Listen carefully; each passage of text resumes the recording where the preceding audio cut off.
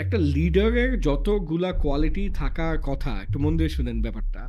আল্লাহ তাআলা আমাদেরকে ন্যাচারালি এটা দিয়েই পৃথিবীতে পাঠাইছে। আমার পায়ে গুলি করে, গুলিটা গাড়ির কাছে লেগে রিফ্লেক্ট করে আমার এই বাম পায়ে এসে ঢুকে। নিজের ভিতরে ঢুকে একটু জানতে হবে যে আমার আসলে কি করতে ভালো লাগে। মাঝে মাঝে ভাবি, ইস আমি যদি পুরা বাংলাদেশকে ট্রেনিং করতে পারতাম। মোটিভেশন, ইন্সপিরেশন হচ্ছে গোসল করার মতন। আপনি আজকে গোসল করবেন এ মানে এই না যে আপনি 3 দিন না গোসল করে থাকতে পারবেন। Try to identify what you're good at. Build your career around it. Choose subjects according to it. Hang out with people who are relevant to it. তারপর তখন একটা কথা বললো যে দেখো তুমি যাই করো না কেন, try to be the best in that field. জন ভাই, আপনি এতগুলো মানুষকে ট্রেন আপ করতেছেন এবং তাদের যে মেধাটা আছে, জি। তাদের ভেতরে যে ট্রু পটেনশিয়ালটা আছে সেটা বের করতে আপনি হেল্প করতেছেন। রাইট। কিন্তু যতই করেন না কেন আপনি তো প্রত্যেকটা মানুষের কাছে পৌঁছাইতে পারতেছেন না।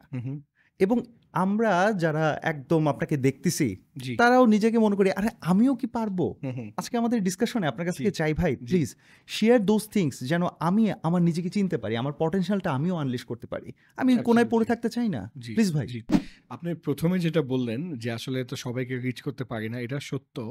তবে ইংরেজিতে একটা কথা আছে ভাই, 1 is greater than 0. তো শূন্য থাকার থেকে 1 করা ভালো। এবং আপনি যদি কনস্ট্যান্টলি চেষ্টা করে যান, 1 ফোঁটা পানির ড্রপও কিন্তু সয়েল ইরোশন করে ফেলে। 1 ফোঁটা পানির ড্রপ যদি 5 বছর ধরে হয়, পাথর ফুটা হয়ে যায়। 10 বছর ধরে হলে পাথর ফুটা হয়ে পাথরে তৈরি হয়। So it is not the impact, it is the consistency of the impact that creates a greater snowball effect. So এই ফিলোসফিতেই আমি আমার কাজ করে যাব। এটা একজনকে টাচ করা হোক অথবা 1 কোটি লোককে টাচ করা হোক, একদিন হয়তো 1 বিলিয়ন লোককে টাচ করা হোক পুরো world wide, I will not give up, I will be consistent. এবং আমি যেটা মনে প্রাণে অন্তর থেকে, বুকের ভিতর থেকে বিশ্বাস করি যে প্রত্যেকটা মানুষের প্রচণ্ড রকম শক্তি এবং সম্ভাবনা। স্পেশালি বাংলাদেশিদের, আমরা যে লেভেলের একটা রেজিলিয়েন্ট জাতি, যে কোনো বাংলাদেশিকে বাংলাদেশের যে কোনো প্রান্ত থেকে আপনি তুলে পৃথিবীর যে কোনো জায়গায় আপনি ফেলে দেন, আপনি দেখবেন সে কিছু না কিছু করে এবং সে ভালো করে। Because we R a resilient nation. আমাদের স্বাধীনতার যুদ্ধ থেকে এখন পর্যন্ত আমরা এত বাধা বিপত্তির সম্মুখীন হয়েও আজকে যে লেভেলে এগিয়ে যাচ্ছি, এবং বাংলাদেশিরা সারা পৃথিবীতে যে লেভেলে ভালো কাজ করে যাচ্ছে বিভিন্ন ফিল্ডে, এটা আসলেই অবিশ্বাস্য। True true. একটা বাবা হাতি এবং বাচ্চা হাতি একসাথে হেঁটে হেঁটে যাচ্ছিল। তো বাবা হাতি আকাশে হঠাৎ করে ঈগল পাখিকে দেখে বাচ্চা হাতিকে বলছে যে বাবা, আমার খুব শখ ছিল, স্বপ্ন ছিল যে আমি এইভাবে আকাশে উড়ব। আমি তো আমার জীবন দশায় পারলাম না, কিন্তু বাবা তোমার পারতে হবে। তো বাচ্চা হাতি ভাবলো যে ও আচ্ছা, বাবার এটা স্বপ্ন যে আমি আকাশে উড়বো, বাবা পারেনি, তো আমার তো পারতেই হবে। তো বাচ্চা হাতি খুব প্রাণপণ চেষ্টা করে, সে গাছে ওঠার চেষ্টা করে, পারে না। সে এখান থেকে লাফ দেয়, ওখান থেকে লাফ দেয়, সে অনেক চেষ্টা করে যে আমার তো এত বড় শরীর, আমি তো, আমার জ্ঞানী বাবা আমাকে অনেক শিক্ষা দিয়েছে, আমিও আকাশে উড়বো ঈগলের মতন। কিন্তু হাতি কোনোভাবেই পারে না। সো হাতি ফেসেস ডিসঅ্যাপয়েন্টমেন্ট। আলটিমেটলি হাতি ওয়াজ ভেরি অ্যাশেমড। হাতিকে বাবাকে বলে, বাবা আমি অনেক চেষ্টা করলাম, তোমার স্বপ্ন পূরণ করতে পারলাম না। সো এটা হয়ে গেছে কি, এই গল্পটা আমাদের সবার মধ্যে, যে রং মানুষটাকে দিয়ে যখন রং জায়গায় আমরা ফেলে দেই, রং এক্সপেকটেশন করি, when we expect a fish to climb a tree and a monkey to swim on the ocean, এটা তো হবে না। সো পোটেনশিয়াল তো আমাদের সবার মধ্যেই আছে, কারণ আল্লাহ তাআলা তো আমাদের সবাইকেই ভালোবাসে, তাই না? আমাদের সবাইকেই কোনো না কোনো কিছু না কিছু দিয়ে সে পাঠিয়েছে, এবং সে নিজেও বলছে you are the best of all my creations, বলে নাই? সো তার মানে আমাদের সবার ভিতরেই প্রচণ্ড শক্তি, সম্ভাবনা। তবে আমাদের আইডেন্টিফাই করতে হবে যে আমার শক্তি এবং সম্ভাবনাটা কোন দিকে। অর্থাৎ আমি যদি মেসিকে এনে কুকিং করাই, হ্যাঁ, সাকিবকে দিয়ে ফুটবল খেলাই, হ্যাঁ, দ্য রক ডোয়েন জনসনকে দিয়ে আমি মনে করেন স্কিইং করাই, গলফ খেলাই, এটা তো হলো না। তো আমার তো বুঝতে হবে যে 1 আমি কিসে ভালো, 2 আমি কিসে উইক, 3 আমি যেটাতে ভালো ওইটাতে আমি পৃথিবীতে সবচেয়ে ভালো কিভাবে হতে পারি। আমার সব কিছু করার দরকার নাই, তবে আমি যে লাইনে ভালো ওইটাতে তো আমার বেস্ট ইন দ্য ওয়ার্ল্ড হতে হবে। ওইটাতে তো আমার কম্পারেটিভলি অন্যদের থেকে এগিয়ে থাকতেই হবে। আমার ওখানে একটা ইউএসপিটা আমরা বলি না বিজনেসে যে ইউনিক সেলিং প্রপোজিশন, যে তোমার মধ্যে ইউএসপিটা কি আছে, ওই ইউএসপি আমাদের তৈরি করতেই হবে। সো এটাই আমাদের ওভারঅল শিক্ষা ব্যবস্থা, সমাজ ব্যবস্থায় এই জিনিসটা নিয়ে আসার এখন হাই টাইম, যে লিমিটেড সাবজেক্ট চয়েস না করে প্রত্যেকটা বাবা মার তার বাচ্চাকে অবজার্ভ করা, বিভিন্ন রকম পার্সোনালিটি টেস্ট নেওয়া, বাচ্চার সাথে ওপেন ডিসকাশন, ফ্র্যাঙ্ক কনভারসেশন করা, এবং এর মাধ্যমে বের করার চেষ্টা করা যে আমার বাচ্চা কিসে ভালো। ওকে জোর করে ডাক্তার, ইঞ্জিনিয়ার, বিজনেসম্যান অথবা আর্টিস্ট, সিঙ্গার, মিউজিশিয়ান কিছুই বানানোর দরকার নেই। ও যেটাতে ভালো এবং যেটা করে সে আনন্দ পায়, যেটা ওর জন্য ইজি, ওইটাই তা করা উচিত, তাই না? এবং ওইটাতে বেস্ট ইন দ্য ওয়ার্ল্ড হওয়া উচিত। আমি যখন আব্বা আম্মাকে বললাম যে আমি মিডিয়া স্টাডিজ অ্যান্ড জার্নালিজম পড়তে চাই, আমি আমার সকল বন্ধুদের মতন বিবিএ পড়তে চাই না, আমার আব্বা আম্মা তো অবাক হয়ে গেল, because you know we are from old town. তো আব্বা আম্মা তো media studies, journalism, mass communication এগুলো আবার কি, তুমি কি এইসব পড়ে এফডিসিতে নায়িকাদের পিছনে দৌড়াবা? তো আব্বাকে আমার বুঝাতে হলো যে না, এটা আসলে মিডিয়া স্টাডিজ মানে যে মিডিয়াতে কাজ করতে হবে এমন না, এখানে আমার মূল ফোকাসটা হচ্ছে কমিউনিকেশন, পিআর এগুলাতে, বিকজ আই লাভ ইট, এবং আমার নাম্বারস ভালো লাগে না। সো আমি অ্যাকাউন্টিং, ফাইন্যান্স এগুলো পড়তে চাই না, আমার ভালো লাগে না, আমি কেন এটা পড়বো? আমার ভালো লাগে না, আমি ভালোও করব না। রাদার আমি যেটা বুঝি, যেটা আমার ভালো লাগে, আমার জন্য সহজ মনে হয়, খেলাধুলা মনে হয়, ওটাতে আমি পড়ে একটু ভালো করি কিছু। তারপর তখন একটা কথা বললো যে দেখো, তুমি যাই করো না কেন, try to B the best in that field. এবং সে আমাকে একদম উদাহরণ দিল, যদিও একটা ব্র্যান্ডের নাম চলে আসবে। সে আমাকে বলল যে দেখো, তুমি যদি আহ, কি বলে যে জুতা যারা বানায়, মুচো, মুচি, মুচি। মুচি, হ্যাঁ, হ্যাঁ, মুচি। তো সে আমাকে বলল যে তুমি যদি মুচিও হও বিয়া বাটা, তুমি মুচি হয়েও মানে বাংলাদেশের সবচাইতে বড় মুচি, সবচাইতে বিগেস্ট ব্র্যান্ড। সো এই কথাটা আগে আমি ভুলি নাই, যে আব্বা আমাকে যেটা বললো। সো ওই জিনিসটাই যে try to identify what you are good at, build your career around it, choose subjects according to it, hang out with people who are relevant to it, তাই না? এবং try to become the best in the world in that field. এটাই হচ্ছে philosophy. ও by the way, আপনি যদি freelancing, digital marketing, graphic design বা online business শিখতে চান, তাহলে আপনার জন্য এসআর ড্রিম আইটি কিন্তু দারুণ একটা অফার নিয়ে এসেছে। এক্স্যাক্টলি, এবং এসআর ড্রিম আইটি এটা কিন্তু অনেকে আছেন আপনারা যারা চিনেন, এবং এসআর ড্রিম আইটি খুবই জোস একটা অফার নিয়ে আসে, যেটা আপনাদের কাছে অবশ্যই অনেক ভালো লাগবে। 4 মাস ব্যাপী 100 ঘন্টার ফ্রিল্যান্সিং বান্ডেল প্যাকেজটা আপনারা কিন্তু 87% ডিসকাউন্টে, অর্থাৎ 30,000 টাকার এই প্যাকেজ পাচ্ছেন মাত্র 4,000 টাকায়। এটাকে বলছি আমরা বাই টু গেট 5 অফার। এই প্যাকেজে এনরোল করলে পাবেন digital student dashboard, dedicated support system, weekly review class এবং কোর্স শেষে সার্টিফিকেট। শুধু কিন্তু তাই না, এই কোর্সের পরে 1,00,000 টাকার স্কলারশিপ, ল্যাপটপ এবং স্মার্টফোনও পেয়ে যেতে পারেন আপনি। এছাড়াও 90% ডিসকাউন্টে আপনারা digital marketing basic to advance কোর্সটা মাত্র 1,000 টাকায় জয়েন করতে পারবেন। এছাড়াও আমাদের অডিয়েন্সের জন্য একটা স্পেশাল ডিসকাউন্ট আছে, এক্সট্রা ডিসকাউন্ট। সেটা হচ্ছে আপনারা যদি 2CP এই কোডটা ব্যবহার করেন, তাহলে আপনারা অ্যাডিশনাল 10% ডিসকাউন্ট পাবেন। অ্যাডমিশন লিঙ্ক ডেসক্রিপশন ও ফার্স্ট কমেন্টে দেওয়া আছে। ওয়ান্ডারফুল ভাইয়া। আচ্ছা ভাইয়া, ম্যাক্সিমাম ক্ষেত্রে এই জিনিসটা আমার মনে হয় যে আমরা সবাই এটা গো থ্রু করছি একটা সময় লাইফে, সাজ্জাদ হয়তো বা করছে, যে আমরা যখন ছোট ছিলাম এই ডিলেমাটা তখন সবচেয়ে বেশি কাজ করে। স্পেশালি আমি যখন ছোট ছিলাম তখন আমি এটা ফেস করছি। দেখা গেছে আমাদের পিয়ার্স যারা, দেখা গেছে স্পেশালি মুরব্বীরা থাকেন এবং তাদের সাথে আমরা কনসাল্ট করি, আচ্ছা কি করা উচিত কি। এই যে একটা সময় স্পেশালি ছোট, এখন ভাই বড় হয়ে গেছি আমি, বড় হয়ে আমি এখন ভাই না আমি এটা করবো, না আমি ওটা করবো, এখন কিন্তু আমার ফ্রিডমটা বেশি। কিন্তু যেই ছেলেটা 16 বছরের একটা ছেলে, 17 বছর একটা ছেলে, সে কিভাবে ওই সময় ডিসকভার করবে যে ভাই ওয়্যার শুড আই গো, আমার পটেনশিয়ালটা এই দিকে, আমি তখন কিভাবে ফিগার আউট করবো? অ্যাবসলিউটলি। সো আসলে ওই 15, 16, 17 বছর বয়সেই এক ধরনের ধারণা চলে আসার কথা যে আমি আসলে কিসে ভালো এবং আমার কি ভালো লাগছে। দ্বিতীয় হচ্ছে, আমি সবসময় সবাইকে বলি যে প্রচুর পরিমাণ এক্সট্রা কারিকুলার এবং কো কারিকুলার অ্যাক্টিভিটিসে নিজেকে জড়াতে। বিকজ আপনি যখন কো-কারিকুলার এবং এক্সট্রা কারিকুলার অ্যাক্টিভিটিস করেন, তখন আপনি একটা ধারণা পান যে আপনি আসলে কিসে ভালো এবং কোন জিনিসগুলো আপনি ইজিলি সলভ করতে পারছেন এবং আপনার কি ধরনের কাজ ভালো লাগে, তাই না? তো ক্যারিয়ার শুরু করার আগে অথবা একটা ভুল লাইনে ক্যারিয়ারটা না শুরু করে আপনি যখন অনেক কো-কারিকুলার, এক্সট্রা কারিকুলার এবং বিভিন্ন কাজে জড়িত, আপনি ডিবেট করেন, ভলান্টিয়ারিং ওয়ার্ক করেন, লেখালেখি করেন, গান বাজনা করেন, আপনি চ্যারিটি কাজ করেন, সারা বাংলাদেশ আপনি ঘুরে বেড়ান, আপনি বিভিন্ন কাজে জড়িত, টিউশনি করেন, whatever. It can be any goddamn thing, but you have to do something more than your studies because degrees are not good enough anymore. So ওই কো-কারিকুলারের চর্চার মাধ্যমে আপনি এটা বুঝতে পারেন যে আপনি কিসে ভালো। এবং তৃতীয় হচ্ছে মেন্টরস, বুঝছেন? জীবনে আমাদের বাবা মা অনেক বড় মেন্টর। আমার যত বয়স বাড়ছে আমি দেখছি যে আমি যা যা আব্বার সাথে ডিসঅ্যাগ্রি করতাম সবই সে রাইট ছিল, এবং আমার যত দিন যাচ্ছে আমি বুঝতে পারছি যে আব্বা আম্মা যা যা বলছে আমার শোনা উচিত ছিল। তারাই আসলে জীবনের সবচাইতে বড় মেন্টর। আমরা যখন ছোট থাকি আমরা এটা বুঝতে পারি না। যত আমি এম গেটিং ওল্ডার অ্যান্ড আমি now I am a father myself, আমি বুঝতে পারি যে আব্বা আম্মা কেন কি বলছে, কেন কোথায় বাধা দিছে, এবং ওই জিনিসগুলোকে আমার আরও কীভাবে বেটার হ্যান্ডেল করা উচিত ছিল।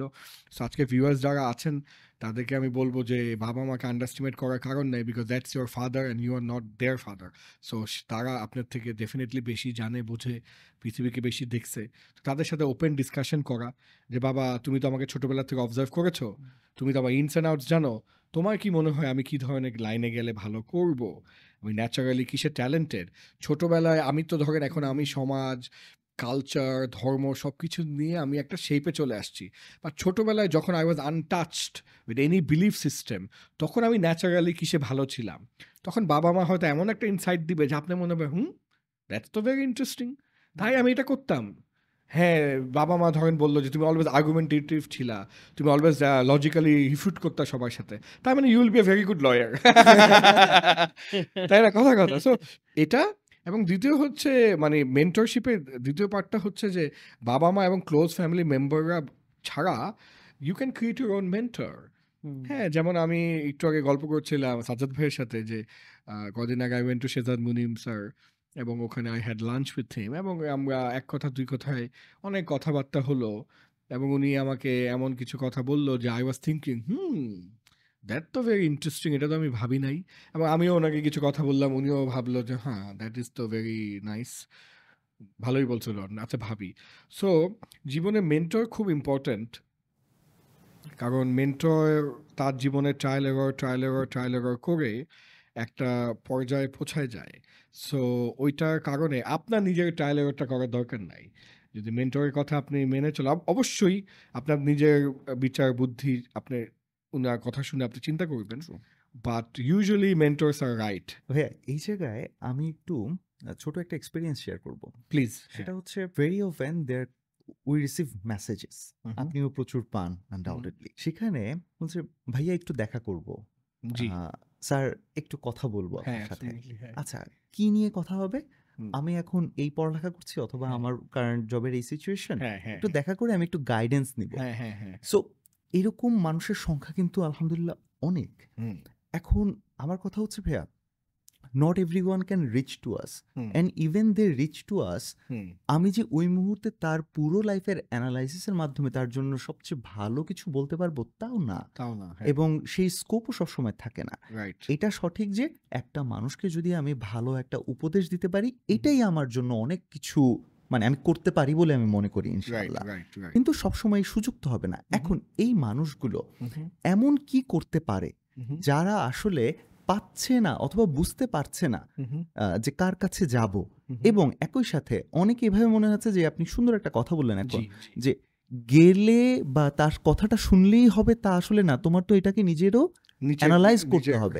সো এইরকম সিচুয়েশনে একটা ছেলে মেয়ে তারা এখন পড়ালেখা করছে অথবা ক্যারিয়ারের কোনো একটা সিচুয়েশন আছে, সে এমন কি করতে পারে যেন তার সারাউন্ডিং থেকেই সে নিজে থেকে জিনিসগুলো বুঝতে পারে, অর্থাৎ সে প্রপারলি অ্যানালাইজ করে জাজ করতে পারে? প্লিজ ভাইয়া। জি, আসলে আমি প্রথমে একটা কথা বলবো ভাইয়া, যে সক্রেটিস যে কথাটা অলওয়েজ সবসময় বলে আসছিলেন যে নো দাই সেলফ, অর্থাৎ তুমি তোমার নিজেকে চেনো।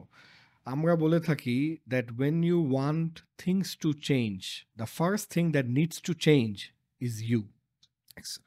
When you want things to change in your life, The first thing that needs to change is yourself. Only then the things in your life will change.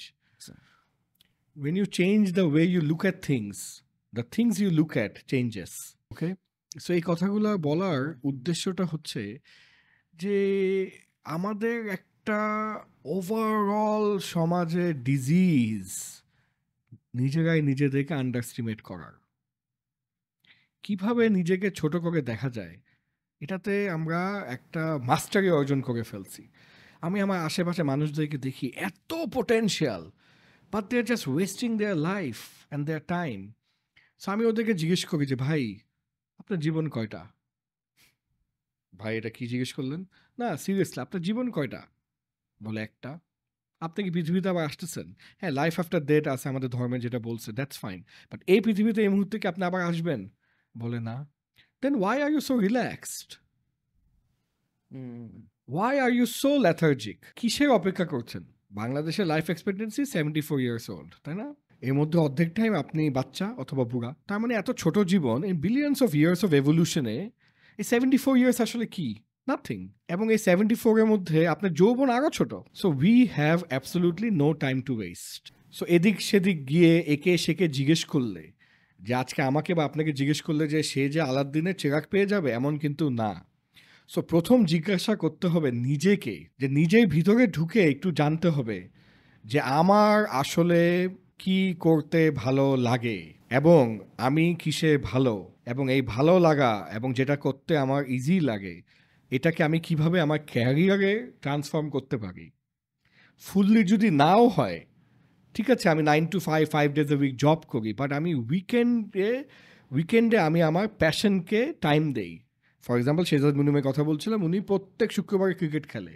ওনার দুনিয়া উল্টে গেলেও উনি ফ্রাইডেতে ওনার ক্রিকেট ডে। এবং উনি আমাকে বলেছে যে দেখো ডন, তুমি তোমার প্যাশন প্রজেক্টকে কখনো মেরে ফেলবা না। প্যাশনটা যে কোনো কিছু হতে পারে, পোয়েট্রি হতে পারে, মিউজিক হতে পারে, ধর্মচর্চা হতে পারে, স্কাউটিং ভলেন্টিয়ারিং হতে পারে, ক্রিকেট হতে পারে, খেলাধুলা হতে পারে, নাটক হতে পারে, মঞ্চ হতে পারে, কবিতা হতে পারে, গাছ লাগানো গার্ডেনিং হতে পারে, রান্না হতে পারে। বাট প্যাশন প্রজেক্টকে কখনো মারবা না, because it gives your soul a food, gives your soul food. So যাই হোক, যেটা বলছিলাম যে নিজেকে জিজ্ঞেস করা এবং নিজে ক্ল্যারিফাইড হওয়া যে আসলে all that you need to become more successful in your life is already within you. এটা তো আল্লাহ তাআলা আপনাকে দিয়েই পাঠাইছে, এটা বাইরে নাই তো, এটা অন্য কেউ এসে দিয়ে যাবে না। আমরা কিছু বড় বড় কথা বলতে পারবো, বাট আপনি যদি নিজের ভিতরে আলো ইগনাইট না হন ভাই, আপনাকে ঠেলেও আমি কিছু করতে পারবো না। আমি আপনাকে অ্যাডভাইস দিব, আপনি শুনবেন, শুনে আপনি যদি অ্যাকশন না নেন, আপনি এক্সিকিউট না করেন, তাহলে এই অ্যাডভাইসের কোনো মিনিং নাই। সো এই জন্য রবিন শর্মা বলে যে ideation without execution is dilution. But এত আইডিয়া, এত স্ট্র্যাটেজি, এত কথা বলে লাভ নাই ভাই, তোমার এক্সিকিউট করতে হবে। সো এক্সিকিউট করাটা খুব ইম্পর্ট্যান্ট। দেখেন ভাই, একই সোশিও ইকোনমি ক্লাসে বড় হওয়া 5 বন্ধু যারা একই স্কুলে গিয়েছে, কারণ তারা একই সোশিও ইকোনমি ক্লাসে এবং একই এলাকার, রাইট? ওরা একই টিচারের ডাস্টারে বাগিয়ে খেয়েছে, একই পাঠ্যপুস্তক বই পড়েছে, একই ইউনিফর্ম পরেছে, টিফিন নিয়ে মারামারি করেছে, রাইট? কেন এই 5 বন্ধু জীবনে 5টা স্থানে পৌঁছায়? Have you ever thought about it? 5 বন্ধু সিমিলার সোশিও ইকোনমি ক্লাস থেকে এসে একই এডুকেশন সিস্টেমে, একই বই পড়ে, একই ইউনিফর্ম পরে, একই স্কুলে পড়ে, কেন জীবনে 5জন 5টা স্তরে পৌঁছায়? এটা কি শুধু হার্ড ওয়ার্ক? এটা কি লাক? এটা কি প্যাশন? এটা আসলে কি? অনেকে অনেক ধরনের কথা বলে, তবে আমি যেটা মনে করি প্রথমত হচ্ছে নিজের ভিতরে প্রচণ্ড রকম জেদ এবং রাগ এবং আকাঙ্ক্ষা, আ বার্নিং ডিজায়ার টু সাকসিড, এবং এটা ভিতর থেকে আসতে হবে। এটা বাইরের থেকে কেউ মোটিভেট করতে পারবে না। আমাকে লাস্ট 1 ডেকেডের এক্সপিরিয়েন্স বলে যে নিজে কিছু হতে চায় না, ওকে পৃথিবীর কোনো মোটিভেশনাল স্পিকার, কোনো ট্রেনার, কোনো মেন্টর কিছু করতে পারবে না। It needs to come from within. আপনার বুকের ভিতরে একটা আগুন থাকতে হবে, এক প্রকার সাহস এবং জেদ থাকতে হবে যে আমি কিছু করব। আমি আমার এই মিডিওকার মিডল ক্লাস লাইফ চাই না, আমি এই বাসে চড়বো না, আমি এই অ্যাভারেজ লাইফ, এই টানা হেঁচড়া, এই অভাব অনটন চাই না। আমি আমার ফ্যামিলি জীবন চাই না, আমি আরও বেটার লাইফ চাই। আমি মনে করি সাকসেস আমার ডিউটি। তা আমার ফ্যামিলিকে যদি আমি ভালোবাসি, so success is my god damn duty. Because আপনি আপনার ফ্যামিলিকে ভালোবাসলে আপনি কি চান? তাদের বেটার লাইফ, তারা যেন বেস্ট কোয়ালিটি এডুকেশন পায়, বেস্ট কোয়ালিটি হেলথ কেয়ার পায়, তাদের যেন দিন আনি দিন খায় এরকম না হয়। তাহলে আপনি কি করছেন? Why aren't you giving your everything? So that আপনি নিজের জন্য না, নিজের জন্য তো অবশ্যই, তার সাথে আপনার ফ্যামিলির জন্য আপনি ভাবেন, আপনার সমাজের জন্য আপনি ভাবেন, আপনার এলাকার জন্য আপনি ভাবেন, আপনার দেশের জন্য আপনি ভাবেন। আপনি চান যে আপনার জীবনে একটা ইম্প্যাক্ট ফেলুক, আপনার ফ্যামিলিতে, আপনার ফ্রেন্ড সার্কেলে, আপনার দেশে, আপনার এলাকায়, পৃথিবীতে। তাহলে আপনার এক্সিস্টেন্সে কী লাভ? সো যে মানুষরা এই লেভেলের ইন্টেন্সিটিতে চিন্তা করে এবং তারা চায় যে না, আমি জীবনে কিছু করব, আমি জীবনে কিছু হব, আমি অ্যাগ্রি করি না এই মিডিওকার লাইফ, এই মিডিওক্রিটি, এবং I will break barriers and break boundaries and fight with the whole world in order to do it, ওরাই আসলে জীবনে বড় হয়। সো প্রথম ভাই একদম it needs to come from inside. বাইরের থেকে কেউ কিচ্ছু করতে পারবে না যদি আপনি নিজে কিছু করতে না চান, কোনোভাবেই সম্ভব না। মোটিভেশন, ইন্সপিরেশন হচ্ছে গোসল করার মতন।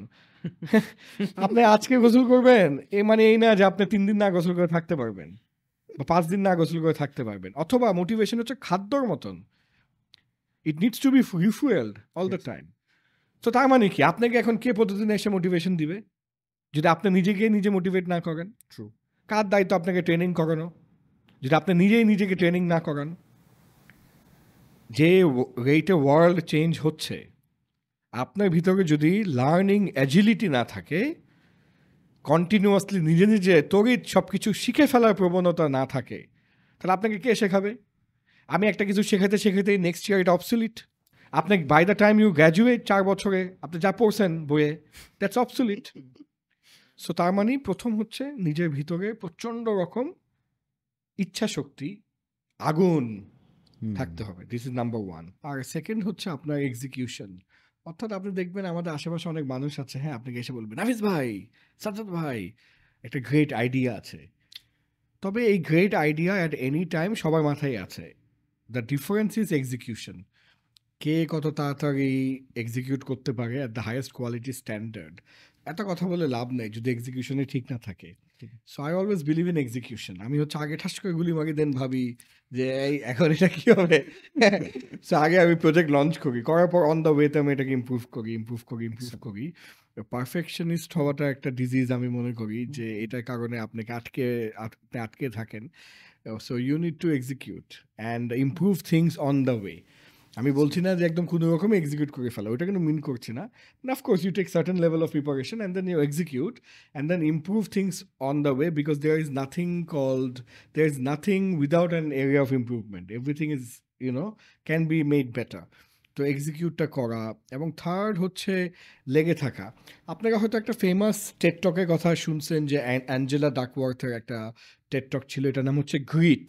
তো অ্যাঞ্জেলা ডাকওয়ার্থ ও বিভিন্ন রিসার্চ করে দেখেছে যে পৃথিবীর সর্বকালের সর্বশ্রেষ্ঠ যে মানুষগুলা এবং ডিফারেন্ট ফিল্ডে, sports, music, politics, business, corporate, acting, এরা কেন প্রচণ্ড রকম সফলতার শীর্ষে ওরা পৌঁছায়। এবং তার রিসার্চে সে একটা কনক্লুশনে আসে that it is not luck, it is not hard work, it is not just talent, but it is more about grit.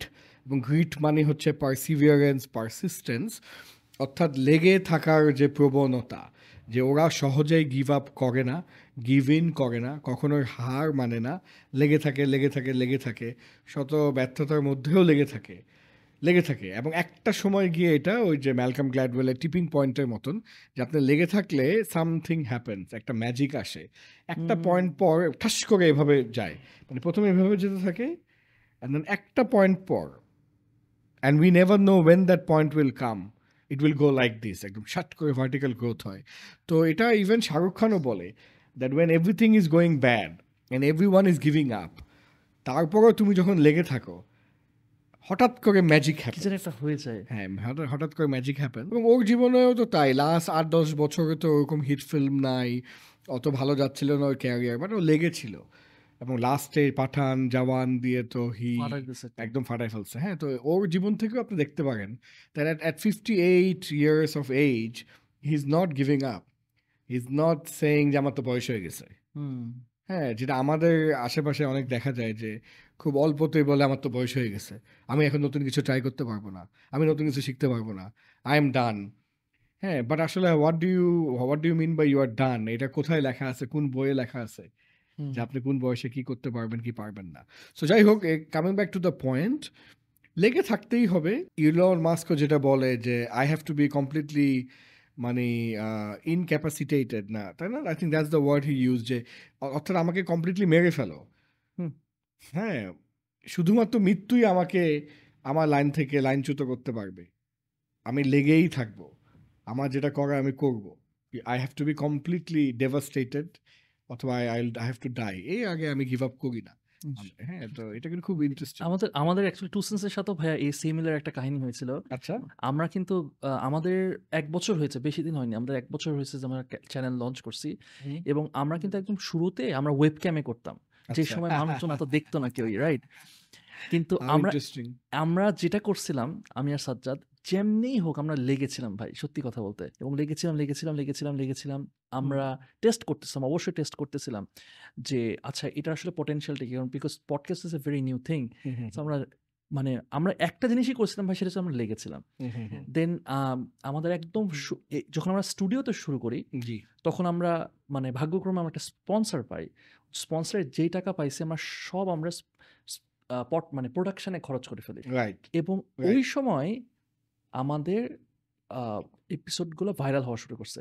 আচ্ছা, হঠাৎ করে তখন ওই যে নীল নাফিসের ভিডিওটা যেটা অনেক ভাইরাল গেছিল, আমাদের সাথেও ওই জিনিসটা আমরা দেখছি যে আমরা জানতাম না যে কি তখনও ওটা হিট করবে কি হিট করবে না, we did not know. One thing for sure যে লেগেছে। কনসিস্টেন্টলি যেন আমরা করতে থাকি, and it actually paid of. Yeah, absolutely. I think বিভিন্ন research দেখায় that 95% of most of the businesses fail in the first year or the first few years. Only 5% লেগে থাকে, টিকে থাকে। এবং ওরাই আস্তে আস্তে বড় হয়। ভাই ম্যাক্সিমাম কেসে এটা কেন হয়? এই যে বলা হয় যে স্ট্যাটিস্টিক্স গুলো ম্যাক্সিমাম বিজনেসেস গুলো ফেল করে।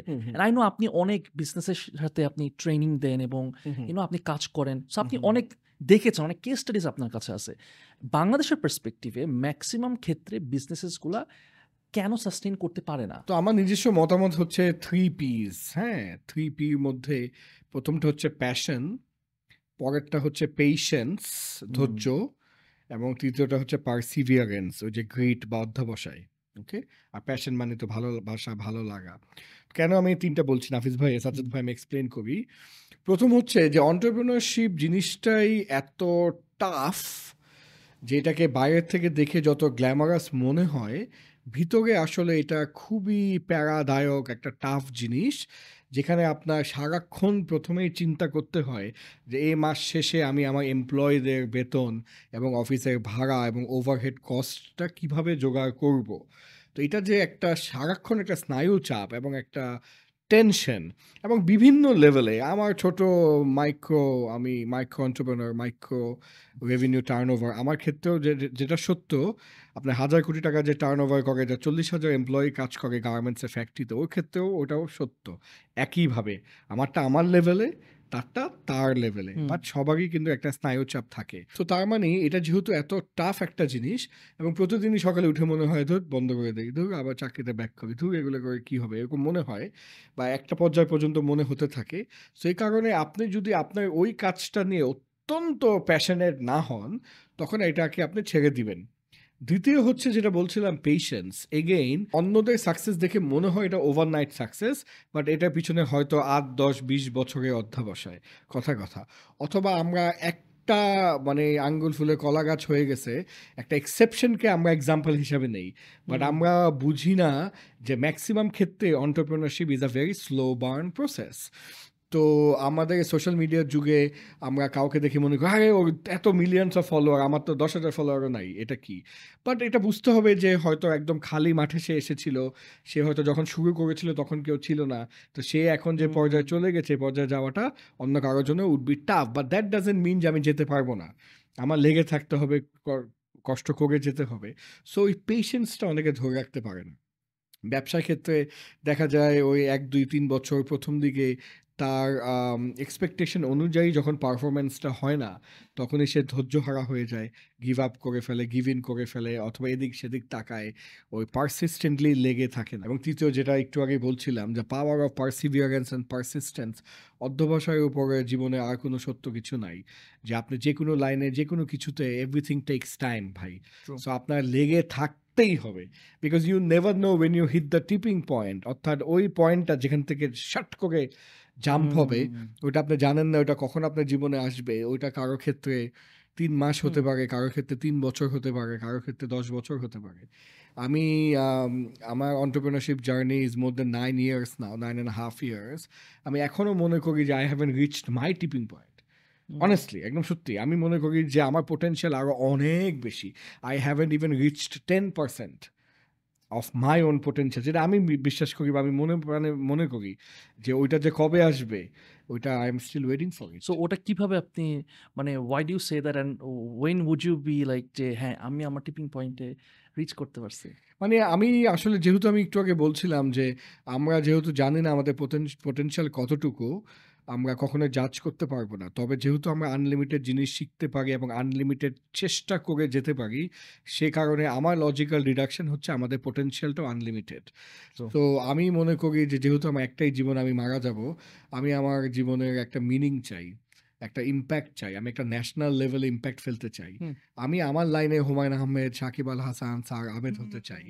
আমি আমার লাইনে, আমার ট্রেনিং লার্নিং লাইনে আমি the best there ever is, was and ever will be হতে চাই। এবং এই কারণ হচ্ছে যে আমি হাজারো লক্ষ কোটি মানুষের জীবনে ইম্প্যাক্ট ফেলতে চাই।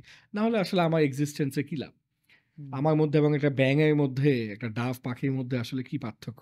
এগেইন কারো এগুলো এগ্রি করতে হবে না। এটা জাস্ট আমি আমার নিজস্ব মতামত বলছি, যে আমি মনে করি যে আমি আমার জীবনে একটা ইম্প্যাক্ট ফেলে যেতে চাই। হ্যাঁ, আমি মরে যাওয়ার পর কি হবে আই ডোন্ট নো, কিছুই হয়তো হবে না। বাট আমি আমার লাইফের একটা রেজাল্ট রাখতে চাই। সো এই কারণে আমি মনে করি যে হয়তো কোনো একদিন সুযোগ আসবে ন্যাশনাল লেভেলে কিছু করা, গ্লোবাল লেভেলে কিছু করা। যখন ওই সুযোগটা আসবে তখন I'm gonna grab it, এবং তখনই হয়তো আই উইল ফিল যে আমি আমার পোটেনশিয়ালের একটা হায়ার পজিশনে গিয়েছি। দেখেন ভাই, you should always be hungry, you should always be unhappy with your achievements, not unhappy overall as a person. In your family life, in your personal life, you should be happy and content. Alhamdulillah, অনেক খারাপ থাকতে পারতাম, অনেক ভালো আছি। So that's a content, sense of being accomplishment, content. আরেকটা হচ্ছে আপনি ক্যারিয়ারে আপনি always you should be hungry, because যেদিন আপনি মনে করছেন যে আপনি অনেক কিছু অ্যাচিভ করে ফেলছেন, আপনি অনেক বড় হয়ে গেছেন হেন তেন, ওদিনই কিন্তু আপনার ডাউন হওয়া শুরু করবে। সো আমার কথা হচ্ছে আমি আমার মৃত্যুর আগ পর্যন্ত কাজ করে যেতে চাই। I will never retire, এবং I should never be happy about my career, যে আমি যেন কন্টিনিউয়াসলি ডেভেলপ করে যেতে পারি এবং অনেকের লাইফকে ইম্প্যাক্ট ফেলতে পারি, এবং আমি কন্টিনিউয়াসলি শিখে যেতে চাই, ওই কন্টিনিউয়াসলি বড় হতে চাই। আমি একটা গাছের মতন হতে চাই যে কন্টিনিউয়াসলি গ্রো করে, এবং ঝড় আসে, তার পাতা, ফল, ফ্রুট সব উড়ে পড়ে যায়। আমার জীবনে এরকম অনেক ঝড়, এবং আবার সে রিগ্রো করে, তার ফলটা অন্য জায়গায় গিয়ে পড়ে, ওই ফলটা আবার গ্রো করে। So I want my life to become like a tree, that it is never ending, the impact is never ending, something like that. মাশাআল্লাহ, মাশাআল্লাহ ভাইয়া। ভাইয়া, এই জায়গায় জি। দুটো জিনিস মানে আমাকে খুব স্ট্রংলি টাচ করেছে, the things that you have said. Number one বলেছে প্যাশন, কাজের মধ্যে সেই প্যাশনটাকে খুঁজে পাচ্ছি কিনা। আমিও যখন কাজ করি, নাফিস কাজ করতেছে, আমাদের আশেপাশে আমরা যখন কাজ করি, এই প্যাশন জিনিসটা মিসিং থাকার কারণে কিন্তু দেখা যায় যে যখন আমার এক্সপেক্টেড অ্যামাউন্টটা আমি প্রতি মাসে আর্ন করি না, প্রতিদিন আর্ন করি না, তখন প্যাশনটা যদি না থাকে তাহলে কিন্তু লেগে আসলে থাকা যায় না। আপনার যে 3P ভাইয়া বললেন, যে পারসিভিয়ারেন্স বা পেশেন্স, আমার মনে হয় প্রথম প্যাশনটা মিসিং থাকলে এরপরে এটা সিরিজ আকারে একটা একটা করে আসলে মিসিং হতে থাকে। Interesting, very interesting thought. হ্যাঁ, এবং এই প্যাশনটার মধ্যে যখন আরেকটা জিনিস, এটা বেশি দিন হয় নাই, আল্লাহর দয়া যে Allah has enlighten us with such thought. একটা জিনিস দেখতাম ভাইয়া, যখন প্রফেশন আর প্যাশনের মধ্যে ম্যাচ মেকিং হয়, দ্যাট বিকামস ওয়াও। বাট যদি ভিশনটা মিসিং থাকে, আপনি যে একটু আগে কথা বললেন দেয়ার ওয়াজ আ ভিশন, এটা শুধু প্যাশন নিয়ে আর আপনি কথা বলেন। I really want our audience to understand this. What you have said, Yeah. You have said যে I want be a tree, যে ঝড়ে এসে তার পাতাগুলো পড়ে যায়, তার ফলগুলো ঝরে যায়, সে আবার রিগ্রো করে, কিন্তু তার সেই ফলে সেই বীজটা যেখানে ছড়ায় সেখান থেকে আবার সে গ্রো করে, Absolutely. সেটা ছড়িয়ে যায়। But this is a vision, Absolutely. It never is like, এটা আর কিন্তু প্যাশন লেভেলে নাই, আলহামদুলিল্লাহ। Very interesting. So when you bring your passion into profession, that's great. But if you can attach that vision with it, আমার মনে হয় না কেউ দমায় রাখতে পারবে তাকে। Yeah, I mean, absolutely. আমি আমার ট্রেনিং প্রোগ্রামে সবাইকে একটা কথা বলি যে আপনি ধরেন একটা উবারে উঠছেন, উঠে বললেন মামা চলো, উবারওয়ালা বলে বস ডেস্টিনেশন তো দেন নাই, আপনি বললেন ডেস্টিনেশন জানি না, চলো। আগে বস ডেস্টিনেশন বাদে আমি কই যাব? আরে ভাই দেখো এই রাস্তা দিয়ে কতগুলা মানুষ যাচ্ছে, কতগুলো গাড়ি যাচ্ছে, সবাই যেদিকে যাচ্ছে ওদিকে চলো, চলো। তো উবারওয়ালা আপনার কথা শুনে গাড়ি শুরু করলো, চলতে চলতে যেহেতু আপনার ডেস্টিনেশন নাই, একসময় তেল শেষ, রাস্তায় আপনার গাড়ি নিয়ে বন্ধ। তো ওই উবার যদি একটা বিএমডাব্লিউও হয়, মার্সিডিজও হয়, রোলস রয়েসও হয়, ওইটারও ভ্যালু একটা রিক্সা থেকেও কম যদি ওই রিক্সা একটা ডেস্টিনেশন থাকে। আপনি উঠে বললেন রিক্সা মামা চলো বনানী 11, চলে গেলেন বনানী 11, রাইট? সো আপনি ওই রোলস রয়েস দিয়ে কী করবেন যদি তেলই না থাকে, রাইট? সো তার মানে গন্তব্যহীন জীবন, যেটা আপনি বলছেন যে ভিশন, আসলে ইটস সো ট্রু যে you must have a purpose ভাই, you must have a destination, you must have a vision, or else আপনি যাই করছেন না কেন এটা মিনিংলেস।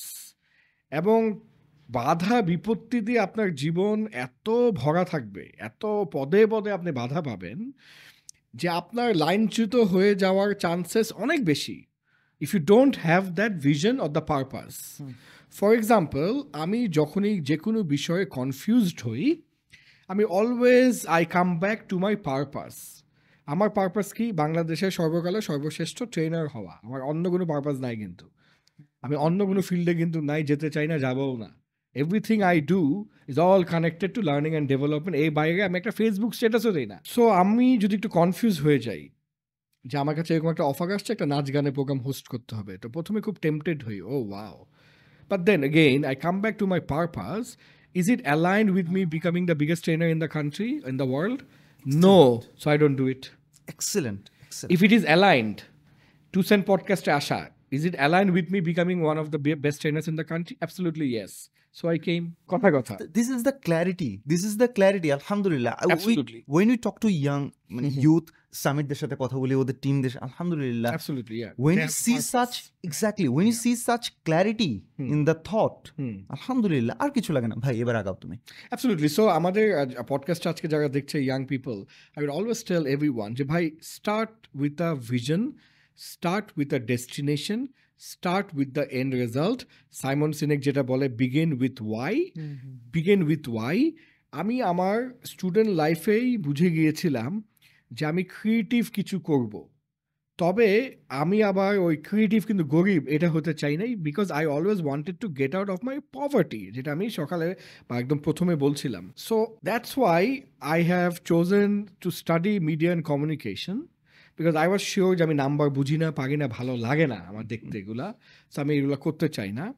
বাট আমি কিন্তু অ্যাবসোলুটলি সার্টেন ছিলাম না যে আমি ট্রেনার হব। So young people might not be absolute certain যে সে কোথায় যাবে, বাট একটা ডিরেকশন থাকতে হবে। অর্থাৎ ইউ ডোন্ট নো যে আপনি বনানী আসবেন, বাট ইউ মাস্ট নো যে আপনি ঢাকা নর্থে যাবেন। ওই যাত্রাবাড়ি গিয়ে তখন রিয়েলাইজেশন হলো আমি তো বনানী আসবো, তখন it becomes very difficult. But আপনি অন দ্য ওয়েতে আছেন, আপনি উত্তরা হাইওয়েতে আছেন, তখন যখন আপনি ক্ল্যারিটি পেলেন যে আপনার বনানী যেতে হবে, you can just take a right turn. বা আপনি গুলশানের দিকে আছেন, you can take a right turn. But আপনি যদি পুরান ঢাকা চলে গিয়ে তখন মনে হয় যে ও ড্যাম, আমার তো জীবনে বনানী যাইতে হবে, তখন এই আপনার আশাটা খুবই ডিফিকাল্ট হয়। বিকজ আমাদের সবার জীবনে একটা জিনিস কনস্ট্যান্ট, ওটা হচ্ছে টাইম। আমাদের সবারই একই 24 আওয়ার। আপনার বিল গেটস, প্রধানমন্ত্রী শেখ হাসিনা, ইলন মাস্ক, নরেন্দ্র মোদি, সবার একটা জিনিস কমন, ওটা হচ্ছে সবারই 24 ঘন্টা। এবং everyday we are losing time. So টাকা চলে গেলে টাকা ফেরত আসতে পারে, হেলথ কন্ডিশন খারাপ হলে হেলথ কন্ডিশন বেটার হতে পারে, বাট যে সময়টা আপনার জীবন থেকে চলে যাচ্ছে ওই সময়টা কিন্তু 1,000 কোটি টাকা দিলেও ফেরত আসবে না। দ্যাট ইজ দ্য থিং, যে we don't realize that the most powerful commodity, the most powerful thing that we have is our time, because everything else will come back except time. আমার কাছে মনে হচ্ছে the most underrated resources Asset, yeah. we have, or the most underrated asset we have is time, এবং আমরা এটাকে আসলেই সত্যি কথা বলতে যে আন্ডারস্টিমেট করি, বিকজ ব্যাপারটা এরকম যে ধরেন আপনার কাছে 10 কোটি টাকা আছে, আপনি ধরেন যে ইচ্ছা মতো আমি উড়াইলাম ওটা, কারণ আমার কাছে তো অনেক টাকা আছে, I will never go broke, right? টাইমের ব্যাপারটা কিন্তু এরকম যে আমরা হইতেছে আমরা মনে করছি ও আমাদের কাছে তো অনেক সময় আছে, আচ্ছা এটা একটু করি ওটা একটু করি, ইউনো, অ্যান্ড দেন ওই করতে ঘুরতে ঘুরতে ওই যে এই এরিয়া ঘুরতেছি ওই এরিয়া ঘুরতেছি, we West lot of time. আপনি যেটা যা বললেন যে কি অ্যাবসলিউটলি এই জায়গাটায় আমি একটু অডিয়েন্সের কাছে একটা কোয়েশ্চেন করতে চাই, and I really want you all to comment here as well, যে ভাইয়া যে কথাটা বলতেছিলেন যে আমি বনানী যেতে চাইলে ঢাকা নর্থের দিকে তো অ্যাটলিস্ট যাবো। So currently at this stage of your life আপনি কোন দিকে যাচ্ছেন প্লিজ একটু আমাদেরকে জানান। এবং আমাদের আজকের এই কথাটা ভাইয়া যেটা শেয়ার করলেন, ডন ভাই যেটা শেয়ার করলেন, এইটা আসলে আমাদেরকে কতটা ইম্প্যাক্ট ফেলতে পারে বলে আপনারা মনে করেন। আর আরেকটা জিনিস, আর আপনি যদি আপনার লাইফে সেই ক্ল্যারিটিটা পেয়ে থাকেন, অর্থাৎ আপনি যদি পারপাসটাকে খুঁজে পেয়ে থাকেন, প্লিজ উই ওয়ান্ট নো যে আপনার পারপাসটা কি, ইনশাআল্লাহ লেট আস নো প্লিজ ভাই। অ্যাবসলিউটলি। আর আমি মনে করি যে sometimes we take things for granted. Just last week আমার ক্লোজ বন্ধু at 34 years of age মারা গেল। ওর নাম আশফাক, মেভেন অটোর মালিক। সে খুবই ড্রিভেন, সেলফ মেড মিলিয়নেয়ার, যে অনেক ছোট বয়স থেকে গাড়ি ট্রেডিং এ ব্যবসা শুরু করে এবং বাই দ্য এজ অফ 34 সে 3,000 গাড়ি বিক্রি করে, 100 লোকের প্রতিষ্ঠান তৈরি করে এবং বাংলাদেশের অন্যতম গাড়ি showroom along with service centre তৈরি করে, যেটা খুব রেয়ার। কারণ গাড়ি সেলাররা গাড়ি বিক্রি করে, সার্ভিস সেন্টাররা শুধু সার্ভিসই দেয়, মানে গ্যারেজ যেটাকে আমরা বলি, বা দুইটাই একসঙ্গে দেয় না। সো এত বড় গাড়ির ব্যবসা, তার নিজস্ব গাড়ি হচ্ছে একটা রেঞ্জ ওভার, একটা পাজারো, একটা আউটল্যান্ডার, 3টাই এসইউভি। সে বাইক অ্যাক্সিডেন্ট করে মারা গেছে, হাস্যকর। সো এটা অনেক দুঃখ আমাদের টোটাল পরিবারে, বন্ধু সার্কেলে চলে আসে। তার wife at 32 years of age only, 2টা ছোট ছোট বাচ্চা, 5-7 2 বাচ্চা। তো সে আর কি মারা গেল। তো আমরা যে অনেক সময় ভাবি আচ্ছা পরে করব, আচ্ছা দেখি, আচ্ছা করবো নে, সময় আছে, আসলে সময় নাই। You never know when is your last date and day in this earth. That is the reason why আমাদের অ্যাক্টিভ হওয়া উচিত, 2 আমাদের ভালো লাগা, ভালোবাসা এবং ভালোবাসার মানুষদের সাথে যতটুকু সম্ভব টাইম স্পেন্ড করা উচিত কনশাসলি, যে আমি এখন আধা ঘন্টা আমার মেয়ের সঙ্গে খেলবো, ইটস কোয়ালিটি আধা ঘন্টা। আমি যে ফ্যামিলিতে অনেক টাইম দিচ্ছি তা কিন্তু না, বাট আমি যে আধা ঘন্টা 1 ঘন্টা দিব, দ্যাট ইজ কোয়ালিটি আধা ঘন্টা 1 ঘন্টা, বিকজ আই এম কনশিয়াস যে I might die any time. এবং থার্ড হচ্ছে নট টু ওয়েস্ট টাইম, যেটা একটু আগে আপনি নাফিস ভাই বলছিলেন যে আসলে ইউ নেভার নো ভাই আপনার হায়াত কতটুকু, রাইট? সো আপনি বসে আছেন, আপনার উচিত যত তাড়াতাড়ি সম্ভব অ্যাচিভ করা লাইফে কিছু, বাট এই মানে কিন্তু ওয়ার্ক লাইফ ব্যালেন্সকে ধ্বংস করে না, এটা কেউ বলে নেই। লাইফটাকে এনজয়ও করা, সুক্রিয়া আদায় করা, অ্যাটিটিউড অফ গ্র্যাটিটিউড যেটাকে বলে, যা আছে যতটুকু আছে অনেক ভালো, অনেকের চেয়ে অনেক ভালো, আলহামদুলিল্লাহ, এই যে বলা, পার্ট প্রোডাক্টিভ হওয়া। আমার সবচাইতে অপছন্দ হচ্ছে অত্যন্ত লেজি ল্যাথার্জিক মানুষজন দেখলে, because I feel so bad that Allah Ta'ala has blessed you with this life. He could have made you a donkey, a monkey. He made you a human being. And you're living the life of a monkey. Why? এবং আমি মনে করি, আমি মানে মাঝে মাঝে ভাবি, ইস আমি যদি পুরা বাংলাদেশকে ট্রেনিং করাতে পারতাম, 18 কোটি লোককে যদি বুঝাতে পারতাম ওর ভিতরে পোটেনশিয়াল, পার্সোনালিটি টেস্ট নিয়ে স্ট্রেংথ উইকনেস অ্যানালাইসিস করতে পারতাম, সোয়াট অ্যানালাইসিস করতে পারতাম প্রত্যেকটা পপুলেশনকে ধরে ধরে।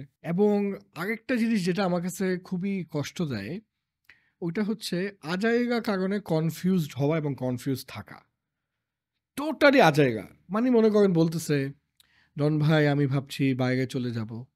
আমি বলি এক্সিলেন্ট, ওয়াই? খুব কনফিউজ হয়ে তাকায়, মানে ওয়াই যেমন আমি একটা অদ্ভুত প্রশ্ন করলাম। ওয়াই মানে না, মানে আমি বাইরে একটা মাস্টার্স করতে চাই। Excellent, why? না মানে মানে বাইরে একটা মাস্টার্স করলে তো ভালো হবে তাই না? আমি বললাম excellent, based on what data তুমি বলছো ভালো হবে, কিভাবে ভালো হবে? না মানে ডন ভাই আমি আসলে দেশটা ছেড়ে ভাগতে চাই। সো সে দ্যাট ফার্স্ট, দেশ ছেড়ে ভাগতে চাইলে কি মাস্টার্সই করতে হবে নাকি অন্য কিছু করলে আরো বেটার? প্রবাবলি মাস্টার্স না করে যে দেশে যেতে চাচ্ছি ওই দেশে যেখানে স্কিল গ্যাপ আছে ওই স্কিল গ্যাপটা করলে বেটার। ব্র্যান্ডেড বড় ইউনিভার্সিটি না পড়ে হয়তো একটা ছোট্ট ডিগ্রি কলেজে পড়লেও better, vocational better. Like you they are looking for chefs and nurses and carpenters, to become a carpenter, অসুবিধা কি? তুমি তো দেশটাকে ভাগতে চাচ্ছ। সো এই যে আজাইরা একটা কনফিউজড হওয়া, জানে না বা ওভার থিঙ্কিং করা, এগুলা করা যাবে না। আমাদের মেন্টর ধরে হোক, নিজের বিবেক বুদ্ধি বিবেচনা করে হোক, যেভাবেই হোক, এই অজুহাত দেওয়া যাবে না যে আমি তো ডিরেকশনলেস। ভাই ডিরেকশন আপনার ভিতরে, আপনি আগে ডিরেকশন ঠিক করেন, ফোকাস আনেন। আমাদের জীবনটা অনেকটা ডিএসএলআর ক্যামেরার মতন, বারবার ফোকাস আনতে হয়, একটু বারবার ডিফোকাস হয়ে যায়, বারবার ফোকাস আনতে হবে।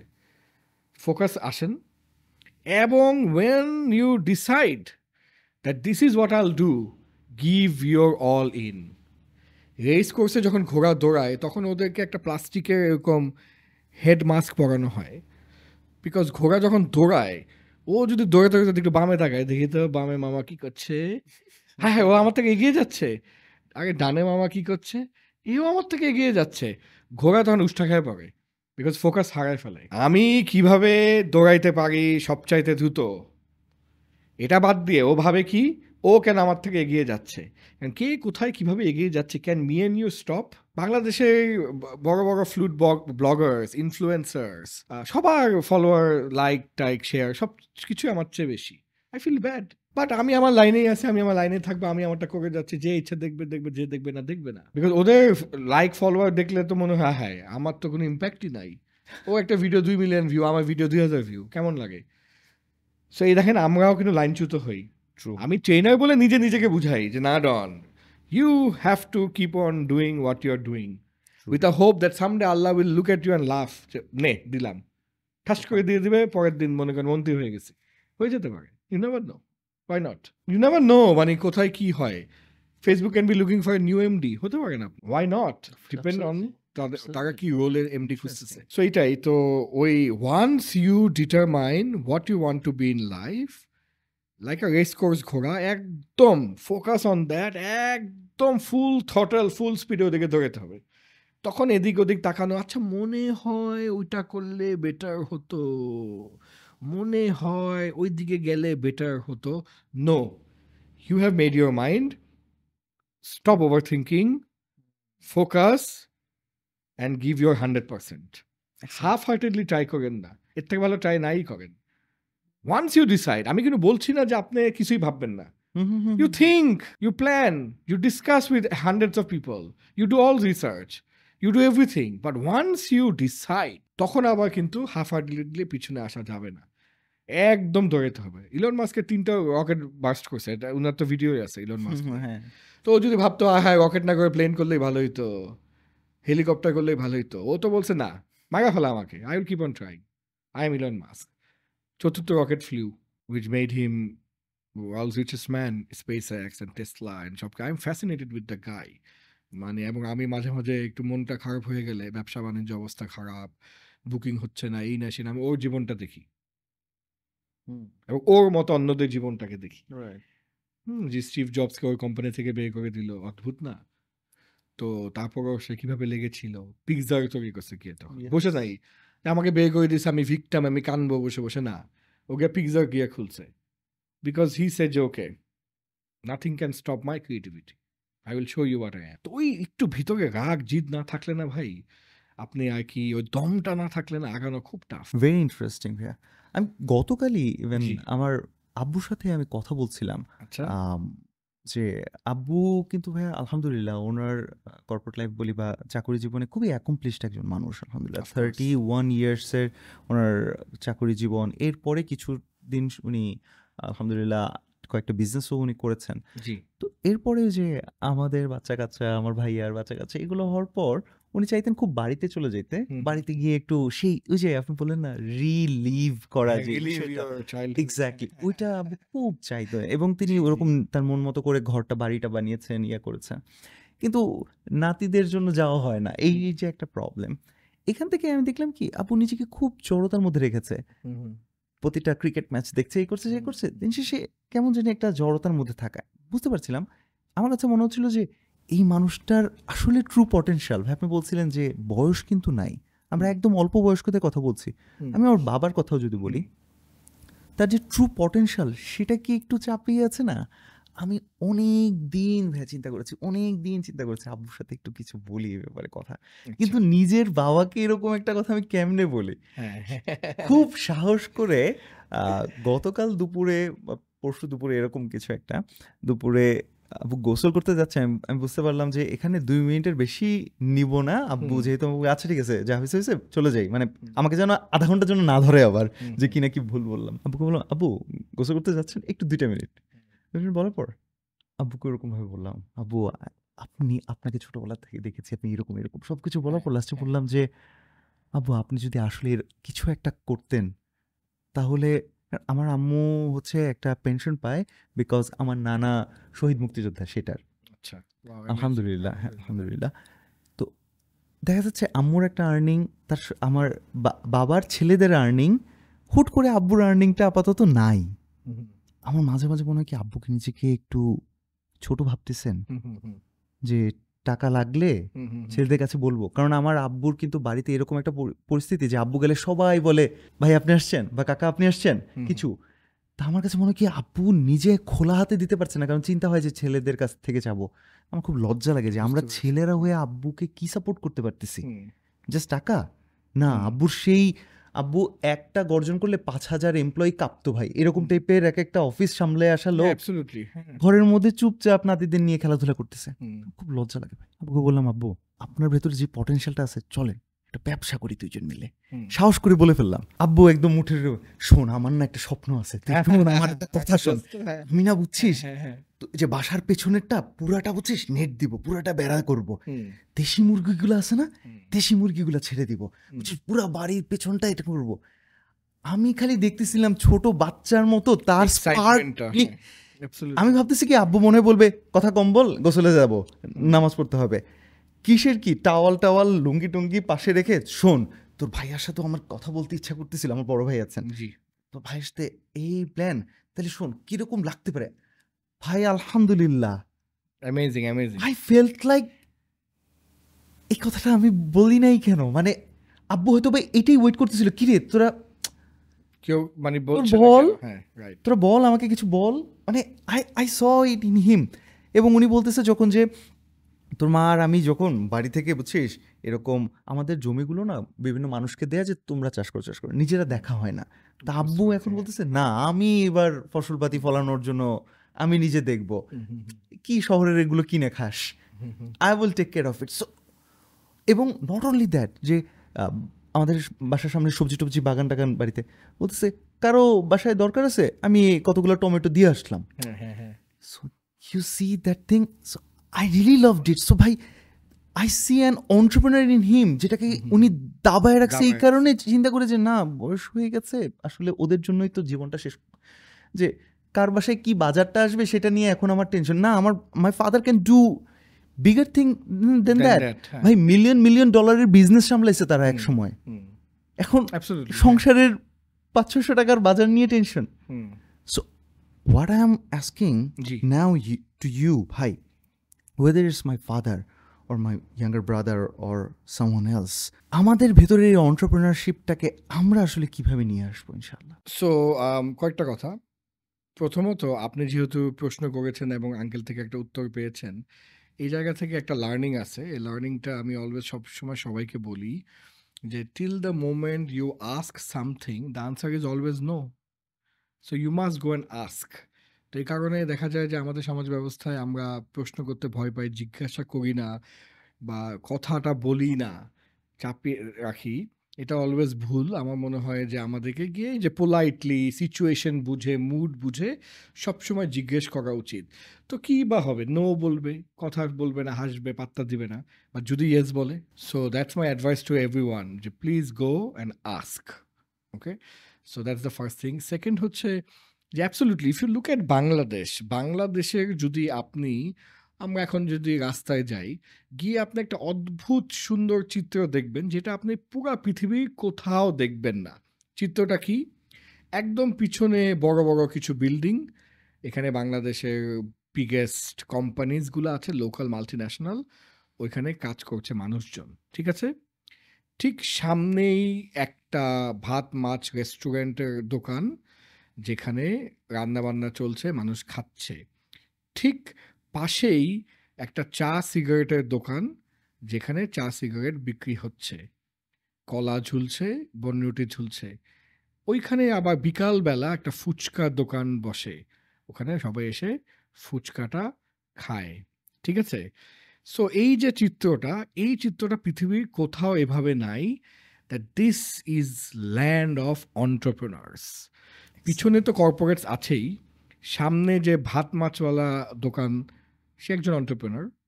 পাশে যে সিগারেট, চা, দুধ কলা বিক্রি করতেছে, বনরুটি, সে একজন অন্টারপ্রেনার।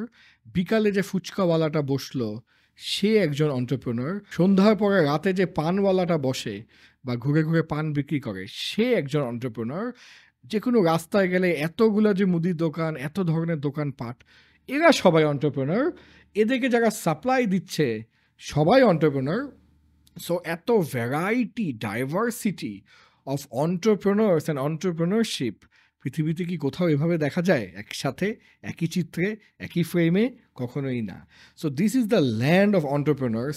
এবং আমরা আসলে নিজেরাই নিজেদেরকে যদি একটু আন্ডার এস্টিমেট করাটা বন্ধ করতাম এবং যদি চেষ্টাটা করতাম, এবং যেটা ওই যে মানে কনফিউজ না থেকে ফুল ফ্লেজেড, হোল হার্টেডলি সর্বোচ্চ দিয়ে চেষ্টাটা করতাম, তাহলে কিন্তু আমরা আসলেই অনেক ভালো অন্টারপ্রেনার্স। সো অ্যাবসোলিউটলি আপনি যেটা বলছেন যে আঙ্কেল বড় বড় কর্পোরেট হাউস যদি চালায়, 1000 লোক চালায়, তাহলে ডেফিনেটলি নিজস্ব একটা ব্যবসা তো চালাতে পারবেই। আমাদের যেটা অভাব, ওটা হচ্ছে চেষ্টার অভাব। হ্যাঁ, আমরা যদি চেষ্টা করি, definitely we can, all of us can become great entrepreneurs. এবং আমি আমার টিমের অনেকেই যারা আমার সঙ্গে কাজ করে, ওদেরকে অ্যাপ্রিসিয়েট করি যদি ওদের একটা সাইড হাসেল থাকে। যেমন আমার টিমে একটা মেয়ে আছে, মায়েশা, ওর সাইড হাসেল হচ্ছে ওর একটা বেকারি আছে, এবং ও এবং ওর বোন, 2 বোন মিলে ওরা অ্যামেজিং বেকারি বানায়। ও আমাকে প্রথম দিনে এসে একটা ব্রাউনি খাওয়ালো। আমি খেয়ে বললাম, এটা কে, কি বলে? ভাইয়া আমার। আমি অবাক হয়ে গেছি যে it was better than all this 5 star brownies. এরপর থেকে অফিসের যত কেক, যত বার্থডে, আমার আম্মার বার্থডে গেল, আব্বা আমার অ্যানিভার্সারি গেল, আমার বাচ্চার বার্থডে, এভরি কেক আমি ওর থেকে অর্ডার করি। যদিও সে কিনা আমার এখানে ফুল টাইম জব করে, but I want to support her entrepreneurial journey. So because we are, I think by nation, by birth আমরা ডেল্টা ল্যান্ড, এবং এত ধরনের বাধা বিপত্তি আমাদের, I think we are inert entrepreneurs. Fantastic. Excellent. So Nafis, আচ্ছা, সাজ্জাদের কাছে একটা প্রশ্ন, তোর এন্টারপ্রেনারশিপ জার্নি কেমন চলতেছে? একটু পডকাস্ট শুরু করার আগে ভাই খুব সুন্দর আমার সাথে একটু মজাও নিচ্ছে। কেন ভাই, কি ছিল কথাটা? আমি বলছি, why should I suffer alone? Welcome to entrepreneurship and suffer. ভাই খুব ভাই, he was doing really great in corporates, আলহামদুলিল্লাহ। ফিলিপ মরিসে ছিলেন, রাইট? এক্স্যাক্টলি। সো ভাই সেই জার্নিটা ছেড়ে ব্যবসার দিকে, তাই না, অন্টারপ্রেনারশিপের দিকে। সো বাইরে থেকে দেখতে ভাই যেরকম বলছিল, দেখতে তো খুবই ভালো লাগে বাহির থেকে, ভেতরে আসলে যে কি হয়। সো আলহামদুলিল্লাহ ভাই, যে কয়দিন ধরে শুরু করেছি, আমার কোম্পানির নাম হচ্ছে ব্র্যান্ডমার্ক কনসালটেন্সি। আলহামদুলিল্লাহ। তো এখানে আমরা হচ্ছে ট্রু অ্যান্ড অনেস্ট অন্টারপ্রেনারদের সেলার থেকে ব্র্যান্ড হওয়ার জার্নিতে সাপোর্ট করতেছি। আলহামদুলিল্লাহ। তোর কেমন হইতেছে সেটা বল। ও sorry, I was just doing marketing, sorry. ও আচ্ছা আচ্ছা আচ্ছা, I'm sorry. তো আলহামদুলিল্লাহ ভাই, মানে I'm blessed. আর একটা জিনিস, ওয়াও, এক্স্যাক্টলি একটা জিনিস ভাই পাইছি। এই কয়দিনে ভাই অনেক উত্থান পতন যাচ্ছে, বাট একটা জিনিস ভাই আমি পাইছি, সেটা হচ্ছে টিম মেম্বার্স, জি। খুব ছোট টিম, মাত্র জি। আমরা 6-7 জনের মতো এখন। সেই ভাই টিম মেম্বার গুলোকে এমন না যে আমি অনেক বুদ্ধি দিয়ে কোনো এক জায়গা থেকে ভাগিয়ে নিয়ে এসেছি করেছি, না, হুম। কিভাবে ম্যাচ মেকিং গুলো হচ্ছে। আমি মানে চিন্তা করতেছি আমার একটা বিজনেস ডেভেলপমেন্টের কাউকে দরকার, টাং করে একজনের মেসেজ আসছে, ভাই literally it happens such a way, alhamdulillah. I say, Bhaiya, can I do an internship in your company? Sorry, at anywhere, can you help me? Wait, এই ছেলেটা তো অমুক না, আচ্ছা একটু দেখা করো তোমার সাথে। কথা বলার পর আমাকে কামন, একদম ও জানে না যে বিজনেস ডেভেলপমেন্টের জন্য ও পারফেক্ট, ও জানে না, হি হ্যাজ নো ক্লু। এবং So, but we see the ইন্টার্নশিপে potential. Join করার পর হি ওয়াজ সার্ভিং মি 30,000 টাকা স্যালারিতে। একজন লোক নিলে যা পাওয়ার কথা ও সম্ভবত তার চেয়ে বেশি দিচ্ছে আমাকে হ্যাঁ, as an intern না? অ্যাজ এন ইন্টার্ন, আলহামদুলিল্লাহ। নট অনলি দ্যাট, আমাদের গ্রাফিক ডিজাইনার বলেন, আমাদের ভিডিও এডিটিং টিম বলেন, অপারেশনস টিম বলেন, এবং সেলসের বা অন্য, ভাই বিশ্বাস করেন আমি যাদেরকে এই পর্যন্ত পাইছি অ্যাজ মাই কলিগস, আমি বলবো না যে আমি অনেক বুদ্ধি করে বের করে এনেছি, no way, it was only decided by Allah. তারা, আমি তাদের সাথে একসাথে কাজ করার সুযোগ পাইছি, এবং দ্য জার্নি ওয়াজ সাচ। আমি কিন্তু চাকুরির পাশে অনেক ভাই চেষ্টা করছি ব্যবসা করার, একটাও ভাই জমে নাই, একটাও জমে নাই, খালি লস লস half heartedly করছেন। রাইট। সলিড কথা একদম। এবং নট অনলি দ্যাট, মানে আমিও আমার লাইফের ভাই লস খাইছি, এটা হোয়াট এভার। আমি একটা জিনিস নোটিস করছি, যেই বিজনেসে আপনি অপারেশনসে ইনভলভ না, don't expect any profit from that business, as simple as that. মানে you have to be involve like heavily in operation, unless or That's the until you ugly become thing. until you become a silent investor, অনেক বড় ওইটা অন্য level- জিনিস। মানে আমাদের small বিজনেসের ক্ষেত্রে আমি ইন্টারন্যাশনাল ট্রেনিং করাচ্ছি এখন। তো আমি দুবাই যখন গেলাম, দুবাই গিয়ে আমি আমার আইফোন চার্জ দিতে পারছি না, বিকজ আমার আইফোনের যে চার্জিং কেবল ওইটা আমার দুবাইয়ে হোটেল রুমে ঢুকছিল না। সো তার মানে কি দুবাইয়ে চার্জ আইফোন দেওয়া যায় না? যায় তো, তাই না? তার মানে আমার ভুলটা কি ছিল, যে ওদের যে সকেট আর আমার যে চার্জার পোর্টটা মিলছিল না। So that is the situation of Bangladeshi academics and the Bangladeshi corporate world right now. যে corporate world, যেমন আপনি বা আমরা যেটা চাই ভার্সেস আমাদের কারেন্ট একাডেমিক সিচুয়েশন যেটা দিচ্ছে, ওইটার ঠিক ম্যাচ করছে না। একাডেমিক্স যারা যেটা দিচ্ছে that's correct, however corporate world ওটা চায় না। আবার কর্পোরেট ওয়ার্ল্ড যেটা চায় ওইটা কেন যেন একাডেমিক্স থেকে দিচ্ছে না। They have a degree but they don't have the skill set. আপনি আমি কি চাই? ভালো কমিউনিকেশন স্কিল, solid একটু ডিসিপ্লিনড, এবং কাজটা দিলে যেন ড্রাইভ থাকে, করে ফেলে, proactiveness প্রোঅ্যাক্টিভনেস চাই। তো এই জিনিসটা, এই বেশি তো আমরা কিছু চাচ্ছি না। তো এই জিনিসটাই দিতে পারছে না। অ্যাজ আ রেজাল্ট বাংলাদেশে এই মুহূর্তে 60 থেকে 70 লক্ষ শিক্ষিত বেকার। তো এটা একটা অ্যালার্মিং সিচুয়েশন। এবং আপনার উদাহরণ থেকে আমার মনে পড়লো যে আমি বারবার বলছি যে অনেকটা মেডিকেল স্কুলের মতন, যে শুধু শেষের দিকে একটা সেমিস্টার ইন্টার্নশিপ না করে যদি পুরো ফাইনাল ইয়ারটা ইন্টার্নশিপ থাকতো, এবং আপনার ইন্টার্নশিপটাই হতো অনেক দীর্ঘায়িত, এবং আপনার অথবা প্রত্যেক বছরেই একটা করে ইন্টার্নশিপ, অর্থাৎ 4 বছর গ্র্যাজুয়েশনের 4টা ইন্টার্নশিপ করতে হতো, তাহলে হয়তো একটু বেটার হতো। যে স্টুডেন্টরা স্টুডেন্ট থাকা অবস্থায় বুঝে যেত যে কর্পোরেট ওয়ার্ল্ড আসলে কি চায়, সো দ্যাট ওরা স্টুডেন্ট লাইফে নিজেদেরকে ওভাবে করে তখন ডেভেলপ করতো। By the time that they understand they already graduates and they have no skills, কথা that the corporate world wants. But ও কিন্তু গ্র্যাজুয়েশন করছে, ও একটা ডিগ্রি আছে, বাট ডিগ্রি দিয়ে আমি কি করবো? যদি সে একটা প্রপারলি ইমেইল লিখে একজনের থেকে একটা অ্যাপয়েন্টমেন্ট নিয়ে একটা মিটিং করে কাজটাকেই না আনতে পারে, তাহলে কি লাভ এগুলার? সেই কারণে I think we have a lot of opportunity to improve hour current education system. এবং যে পর্যন্ত এটা ইমপ্রুভ না হয়, তাহলে কি আমরা এখন বসে থাকবো? ইমপ্রুভ যদি না হয়, let it be the way it is. However, you go and take a part-time job. আপনি আপনার ইউনিভার্সিটি পাশাপাশি কল সেন্টারে কাজ করেন, ডিজিটাল মার্কেটিং এজেন্সিতে কাজ করেন, আপনি যা ইচ্ছা করেন, বাট কল সেন্টার মানে আপনি একটা পার্ট টাইম জব করেন, so that you get better understanding of the corporate world, এবং আপনার গ্র্যাজুয়েশনের আগে আপনি চাকরি রেডি কিন্তু। solid So that's a very good important advice for university students. অনেকে মনে করে যে আমি হয়তো অনেক সাহসী, মাল্টিন্যাশনাল জব ছেড়ে অলরেডি যেখানে 6 ডিজিট স্যালারি ছিল, ইন্স্যুরেন্স, প্রভিডেন্ট ফান্ড, এত কিছু ছিল, এবং ওয়ার্ল্ডের টপ 100 কোম্পানি, তাই না? Fortune 100, Philip Morris. ছেড়ে আমি কেন এন্টারপ্রেনার হলাম? ও ওয়াও, ডন ভাই, you are so courageous, this and that. But আসলে সত্যি কথা হচ্ছে আমি ফোর্সড এন্টারপ্রেনার। আমি কখনো নিজে ভাবিনি আমি এন্টারপ্রেনার হব। আই নিউ যে আমি একটু ক্রিয়েটিভ লাইনে যাব, অন্যরকম কিছু করব, বাট আমি যে এন্টারপ্রেনার হব এটা আমি কখনো ভাবিনি, আমি হতেও চাইনি। 2013 সালে আমার জীবনে একটা ট্র্যাজেডি ঘটে। বসুন্ধরা বাড়িধারার থেকে আমার পায়ে গুলি করে আমার গাড়ি ছিনতাই হয়। অ্যাজ ইউ নো যে আমি আমার ব্যাকগ্রাউন্ডের কথা বলছিলাম, তো আমি এবং আমার ওয়াইফ আমরা 5 বছর ধরে যত টাকা জমাইছি পুরাটাই ছিল ওই গাড়ি। ব্যাংক লোনে ছিল, লোনটা মাত্র আমি শেষও করলাম। করার পরেই কয়েকদিন পরে এই ঘটনাটা ঘটলো। আম, ওরা যখন গাড়ি ছিনতাই করছিল আমরা বুঝি নাই যে এটা গাড়ি ছিনতাই, আর we thought it's a normal ছিনতাই, এবং একদম বাসার নিচেই। সো আমি যখন গাড়িটা দিচ্ছিলাম না, আমাকে বলতেছিল নাম নাম, আমি যখন নামছিলাম না, আমি জোরে হর্ন দিলাম, দারোয়ান উঠে গেল, দারোয়ান তাকালো, আমি দেখলাম দারোয়ান উঠে গেছে। ওরা যখন দেখলো দারোয়ান উঠে গেছে, just the guy pulled out his shirt, pulled out আ গান, আমার দিকে তাক করলো অ্যান্ড হি শট। তো আমি কিন্তু বসে বসে দেখতেছি, ও wonderful, I am about to die. তো ওই মুহূর্তটা আসলে আই ক্যানট এক্সপ্লেন যে কি ছিল।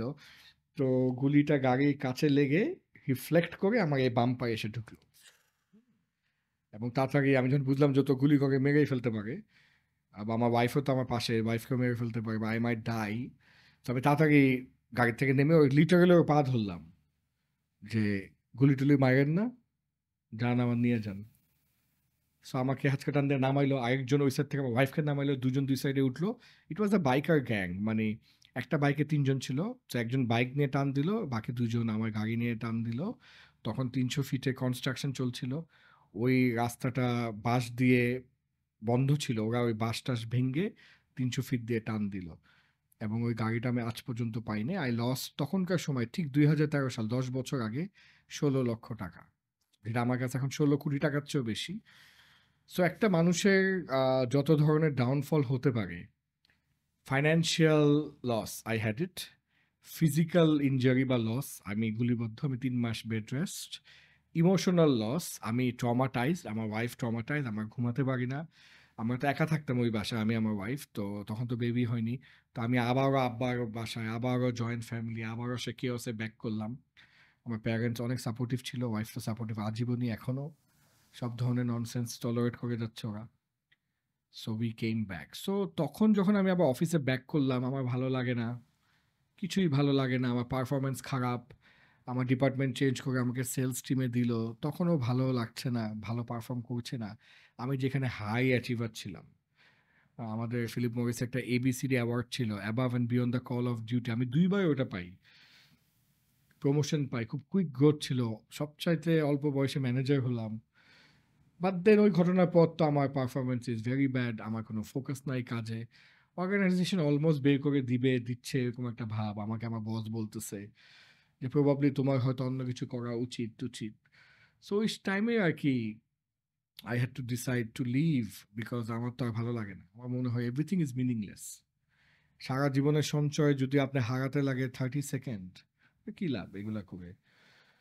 সো আমি যেহেতু ট্রেনিং টিচিং পার্ট টাইম করতাম, সপ্তাহে 5 দিন চাকরি করতাম, উইকেন্ডে আমি ULAB, East West, BD jobs, বিভিন্ন জায়গায় ট্রেনিং টিচিং করতাম। It was my hobby, my passion. I never thought it would be my profession. I always wanted to become a Sazzad Munim, Yassi Azman type of big corporate হতে চাইছিলাম আমি। আমি কখনো ব্যবসায়ী হতে চাইনি, মরে গেলেও চাই নাই। But then I was forced যে না, আসলে মেবি ট্রেনিং টিচিংটা আমার ভালো লাগে, এটা ট্রাই করি। সো যেহেতু আমার কোনো কিছু লুজ করার ছিল না, I have already lost all my money, আমি অলরেডি গুলি খাইছি, এর থেকে ভয়ঙ্কর কি হতে পারে, অলরেডি আমি ট্রমাটাইজড, অলরেডি আমি আব্বা আম্মার সঙ্গে এক রুমে থাকি, অলরেডি আমার কিছুই নাই। So I thought let's take the risk, training company করব, যদি কোম্পানি সাকসেসফুল হবে, যদি না হয় I will go and get another job, আমাকে কেউ না কেউ তো চাকরি দিবেই। সো অনেকটা ওই যে একটা গল্প ছিল যে একটা আইল্যান্ডকে কনকার করা যাচ্ছে না, তো নতুন একজন জেনারেলকে নিয়োগ দেওয়ার পর জেনারেলকে বলা হলো তোমার প্রথম কাজ হচ্ছে ওই আইল্যান্ডটাকে ক্যাপচার করা। প্রবাবলি এটা রোমান কোনো গল্প, আমি 100% শিওর না। তো ওই কমান্ডার, মানে ওই নতুন সেনাপতি, ও আইল্যান্ডে জাহাজ দিয়ে সবাইকে নিয়ে নেমে জাহাজ পুড়ায় ফেলছে। পুড়ে ফেলার পর বললো যে listen guys, there is no going back, there is no plan B, either you conquer the land or we all die. তখন জিতছে। এর আগ পর্যন্ত কোনো কমান্ডার ওই আইল্যান্ড দখল করতে পারে নাই কিন্তু। তো আমার অবস্থাটা অনেকটা ওরকম হয়ে গেছিল। অ্যাট দ্যাট টাইম আমি বুঝি নাই, এখন আমি বুঝি যে কমপ্লিটলি একটা নতুন ইন্ডাস্ট্রি, ট্রেনিং কোম্পানি আবার কী জিনিস, ট্রেনার হওয়াটা আবার কী জিনিস, এটা কেউ ভাবে কখনো? তো আমি ভাবছি যে এটা একটা ফুল টাইম প্রফেশন হবে। আমি আসলে তখন উন্মাদী হয়ে গেছিলাম। I don't think I was mentally stable at all, because আমার ওয়াইফ কান্নাকাটি, আম্মা ওই যে পানিতে ফু দিয়ে পানি খাওয়ায় যে বাবা ছেলে গেছে পাগল হয়ে, ট্রেনিং কোম্পানি আবার কী জিনিস। তো ওরা তো নিজেরাও বুঝে না যে আমি কী করি প্রথম দিকে। আমার আত্মীয় স্বজন হাসে টাসে মজা নেয় যে কি, আমি বুঝি আমি ট্রেনার বলে মোটিভেশনাল স্পিকার, আমি বলি আমি ট্রেনার বলে মোটিভেশনাল স্পিকার। সো আমার মনে হয় কমপ্লিটলি সাইকোলজিক্যালি ডিস্টার্বড না হলে এটা কেউ করতে পারে না। So I think I was that traumatized, এবং as because I had nothing to lose I could take the risk, এবং আমার ওই জাহাজ পুরায় ফেলার মতোই আমার আর কোথাও যাওয়ার জায়গা ছিল না বলে I gave my everything to establish Sumdany Facilitation, the training company. আলহামদুলিল্লাহ। So now, after 9 years, I mean, 2 cent podcast. ভাই চাকরি আলহামদুলিল্লাহ, করতাম, আলহামদুলিল্লাহ। চাকরিটা যতই বড় চাকরি হতো আপনি আমাকে জীবনেও ডাকতেন না। তাহলে আলহামদুলিল্লাহ। সো অ্যাট দ্যাট টাইম আমি আল্লাহর উপরে অনেক নারাজ এবং অনেক কমপ্লেন করছি, why you did this to me. আমি তো কাউকে ঠকাই নাই, আমার তো ইনকাম 100% হালাল, তুমি আমার সাথে এটা কিভাবে করলা? আমাকে গুলি খাওয়াইলা? আমি কি গুন্ডা মস্তান?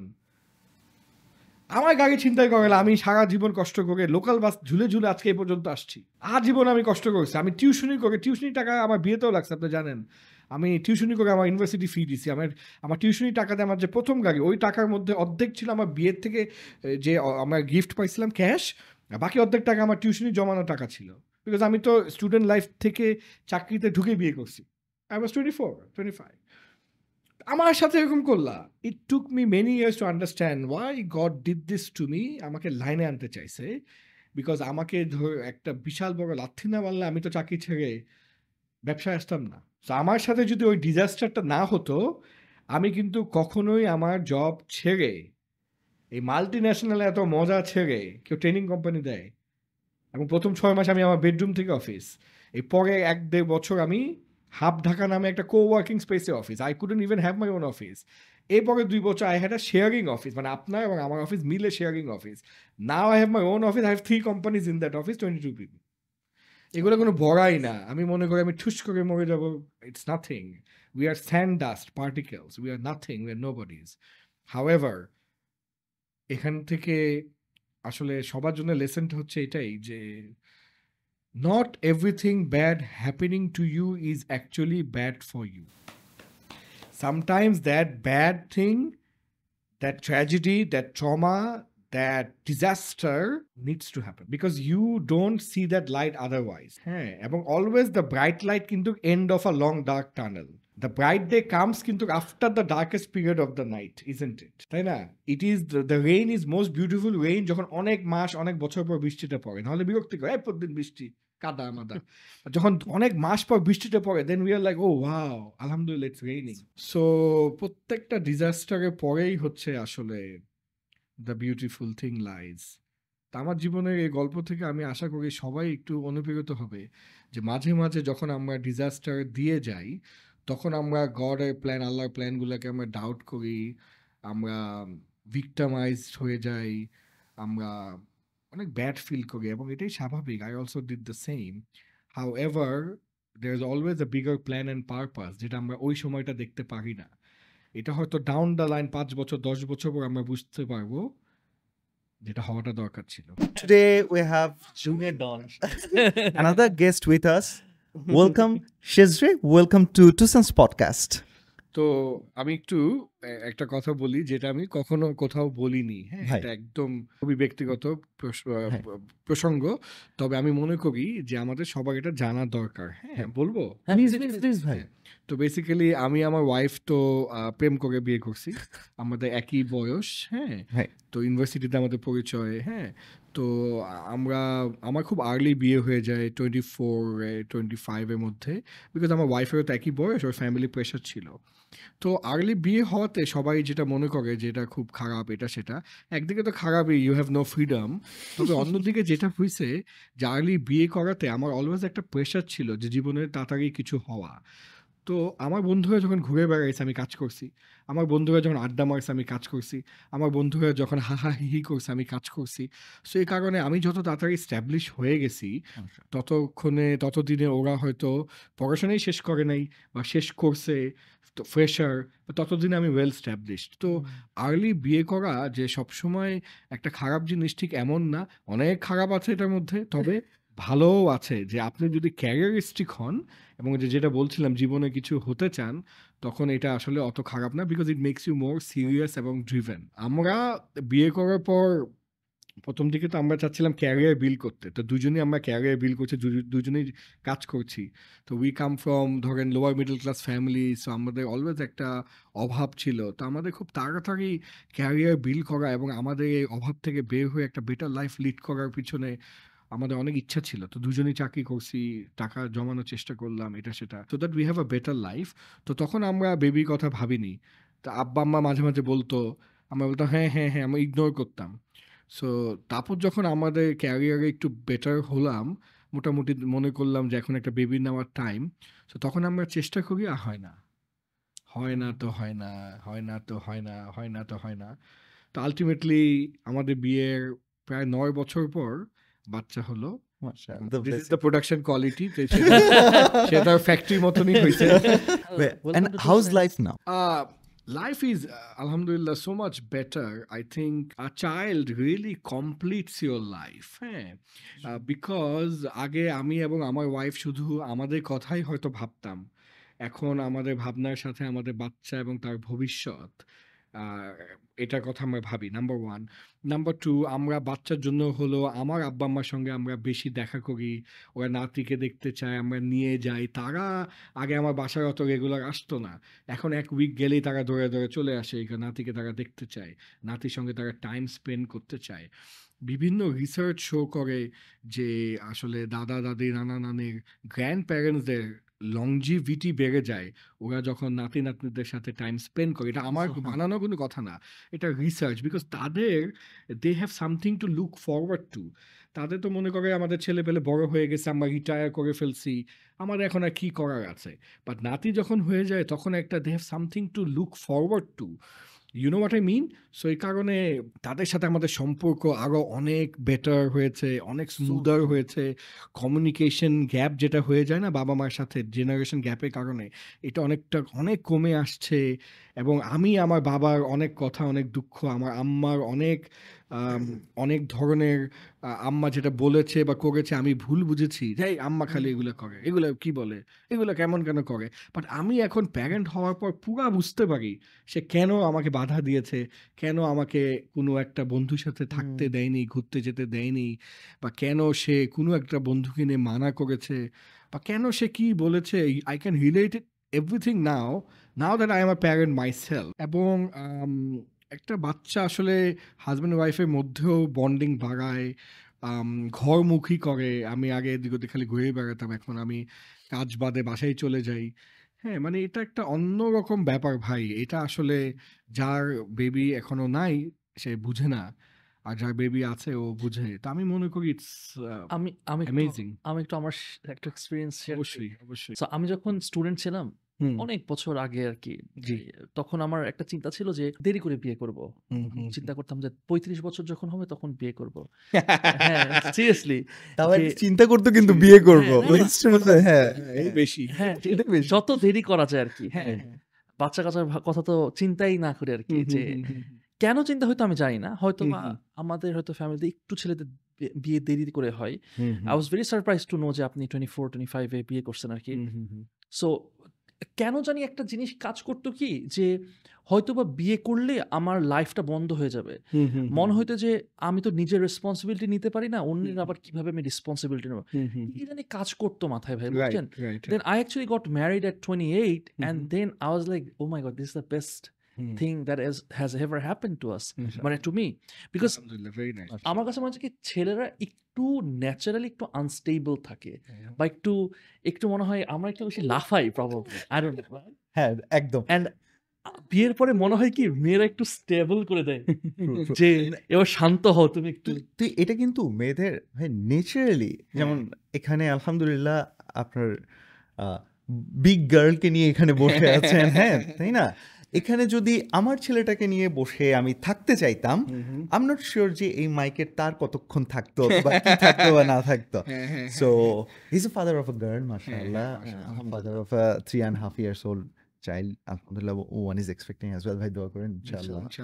সো না, আমি বলতেছি এক্স্যাক্টলি ছেলেরা একটু এরকম এলোমেলো হবে। যেমন আমি যখন দেখি আমার ছেলেটা হচ্ছে ভাই কোনো একটা কাগজ নিল, নেওয়ার পর হোয়াট ইউ এক্সপেক্ট, এবার ও ওটা যার এটা তাকে দিয়ে আসবে অথবা সেখানে আবার রাখবে। নো, এর পরের নেক্সট কাজ হচ্ছে ও এটাকে আকাশের দিকে অন দ্য আদার হ্যান্ড একটা মেয়ের মধ্যে আমি দেখি কি নিয়েছে এটা যার তাকে দিবে অথবা এটা সে ওখানেই প্রপারলি রাখবে।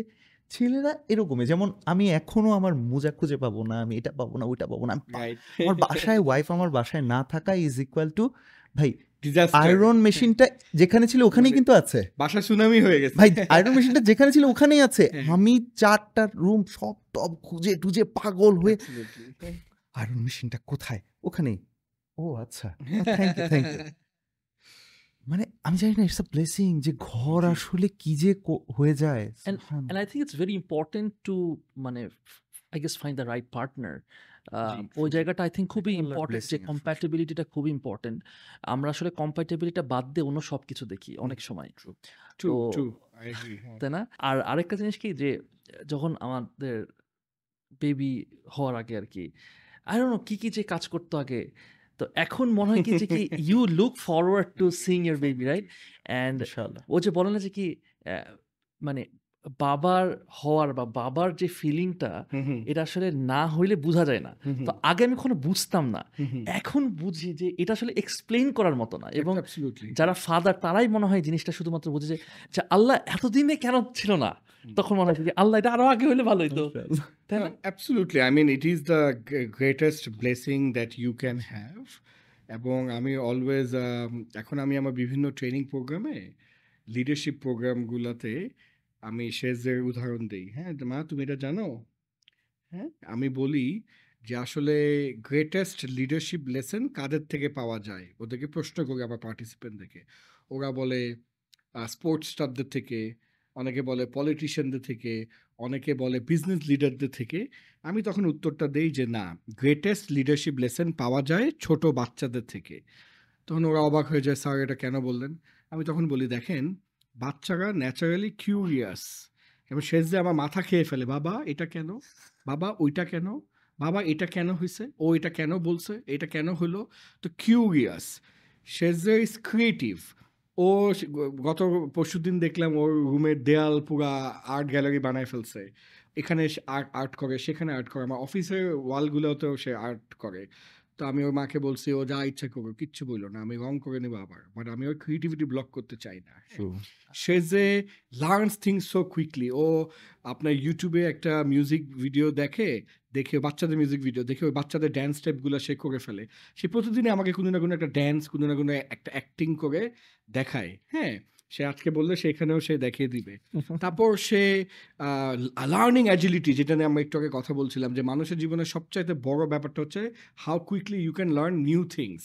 ওকে, সো ও বাচ্চাদেরকে আপনি দেখবেন যে এত তাড়াতাড়ি যে কোনো কিছু শিখে ফেলে।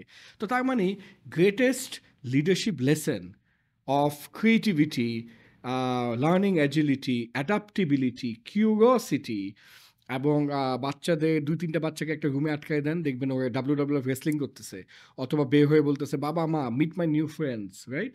তো এই যে কমিউনিকেশন, সিনার্জি, তো একটা লিডারের যতগুলা কোয়ালিটি থাকার কথা, একটু মন দিয়ে শুনেন ব্যাপারটা, আল্লাহ তাআলা আমাদেরকে ন্যাচারালি এটা দিয়েই পৃথিবীতে পাঠাইছে। সুবহানাল্লাহ।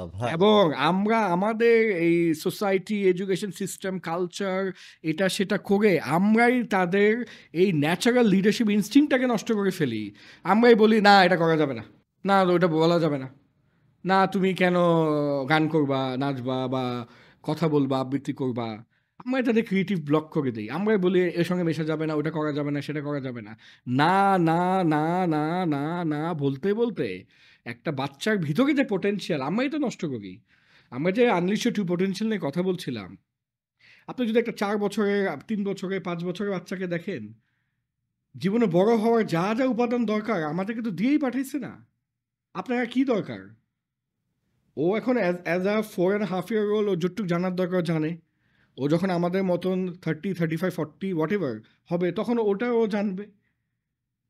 Because learning agility is given, creativity is given to solve problem. So এই জিনিসটাই কিন্তু ভাই আসলে খুবই স্যাড লাগে আমার, আমি যখন আমার আশেপাশে অনেক মানুষকে দেখি, তাদের ভিতরে এত সম্ভাবনা, বাট রং গাইডলাইন, নিজেকে আন্ডারস্টিমেট করা, প্যারেন্টসরা জোর করে একটা সাবজেক্ট পড়াচ্ছে, সাবজেক্ট মানে একটা অন্য মানে এমন একটা সাবজেক্টে সে ইউনিভার্সিটিতে পড়ছে যেটা তার ভালো লাগে না, কেন পড়ে? অদ্ভুত, হ্যাঁ। এবং এই কারণে এত পোটেনশিয়াল, মানে আই টেল দেম যে look, you are a dynamite without a match stick. আল্লাহ তোমাকে 300 কিলোমিটার পার আওয়ারের ফেরারি স্পোর্টস কার বানাইছে, আর তুমি জীবনে মারুতি সুজুকি হয়ে খুশি। তুমি 60 kilometre per hour, 80 kilometre per hour গিয়েই মনে করতেছো আরে কি না কি করে ফেলছি। আর তুমি জানোই না যে God has plan to make you 300 kilometre per hour. যেহেতু আমাদের কোনো থার্মোমিটার নাই যে এসে যে দেখি তোমার মুখে থার্মোমিটার ঢুকে দিয়ে দেখবো যে আরে ওই পোটেনশিয়ালটা এত, যেহেতু আমাদের থার্মোমিটারটা নাই, আমরা তো নিজেরাই জানি না আমাদের পোটেনশিয়াল কতটুকু। তবে যেহেতু আমরা আনলিমিটেড জিনিস শিখতে পারি, we can come to a conclusion যে আমাদের পোটেনশিয়ালটাও আনলিমিটেড। Excellent, excellent. এবং আপনার আমি আমাদের সকল দর্শকদের উদ্দেশ্যে আরেকটা কথা বলবো যে বাচ্চা হওয়ার ব্লেসিংয়ের তো কোনো শেষ নাই, যে কেন এটা আমাদের জীবনের সবচাইতে বড় ব্লেসিং। আরেকটা ব্যাপার হচ্ছে যে বাচ্চার মাধ্যমে আপনি আপনার নিজস্ব জীবনকে আবার রিলিভ করেন। অর্থাৎ বাচ্চার কারণে আমি আবার স্কুলে যাই, বাচ্চার কারণে তার মা আবার তার টিফিন বানায়, বাচ্চার কারণে আপনি আবারও ওই যে একটু আগে এসে বললো বাবা আজকে আমি 8 শিখেছি, খেয়াল করেছেন? 8 আপনি আবারও, আমিও এক সময় ABCD 1 2 3 4 শিখেছি। সে এসে আমাকে আমরা করব জয়, আমরা করব জয় এই গান গতকাল শোনাইলো। তো আমার মনে বললো আহারে, আমি আমার স্কুলে অ্যাসেম্বলিতে আমরা করব জয় বলেছি। এই যে স্কুলের পুরা জীবনটা, বন্ধু বান্ধবের পুরা জীবনটা, আপনি আপনার নিজস্ব লাইফটাকে আবার রিলিভ করেন through the life of your child. এর থেকে বড় নেয়ামত কি হতে পারে যে আল্লাহ আপনাকে একটা অপরচুনিটি দিচ্ছে আপনি আপনার জীবনটাকে আবার রিওয়াইন্ড করে দেখা through the life of your child. আপনি কখনো এটা ভেবে দেখেছেন? হ্যাঁ, তো এটা কিন্তু একটা অসাধারণ বিষয় যদি আপনি এটা ভেবে দেখেন, এবং তখন এটা আপনার কাছে একটা ওয়ান্ডারফুল থিং হবে যে আবার সেই কবিতা শেখা, আবার সেই স্কুলে যাওয়া, আবার অ্যাসেম্বলি করা, আবার সেই বুলিড হওয়া, আবার সেই উষ্টা খেয়ে পড়া, হ্যাঁ ওই ফেইলিয়ার, সেই জিনিসগুলো তো কত ইম্পর্টেন্ট লাইফে, তাই না? তো এটাই আর কি। So, all right. Alhamdulillah. Thanks for coming, Bhaiya. So, please subscribe and watch the next episode. Assalamu alaikum.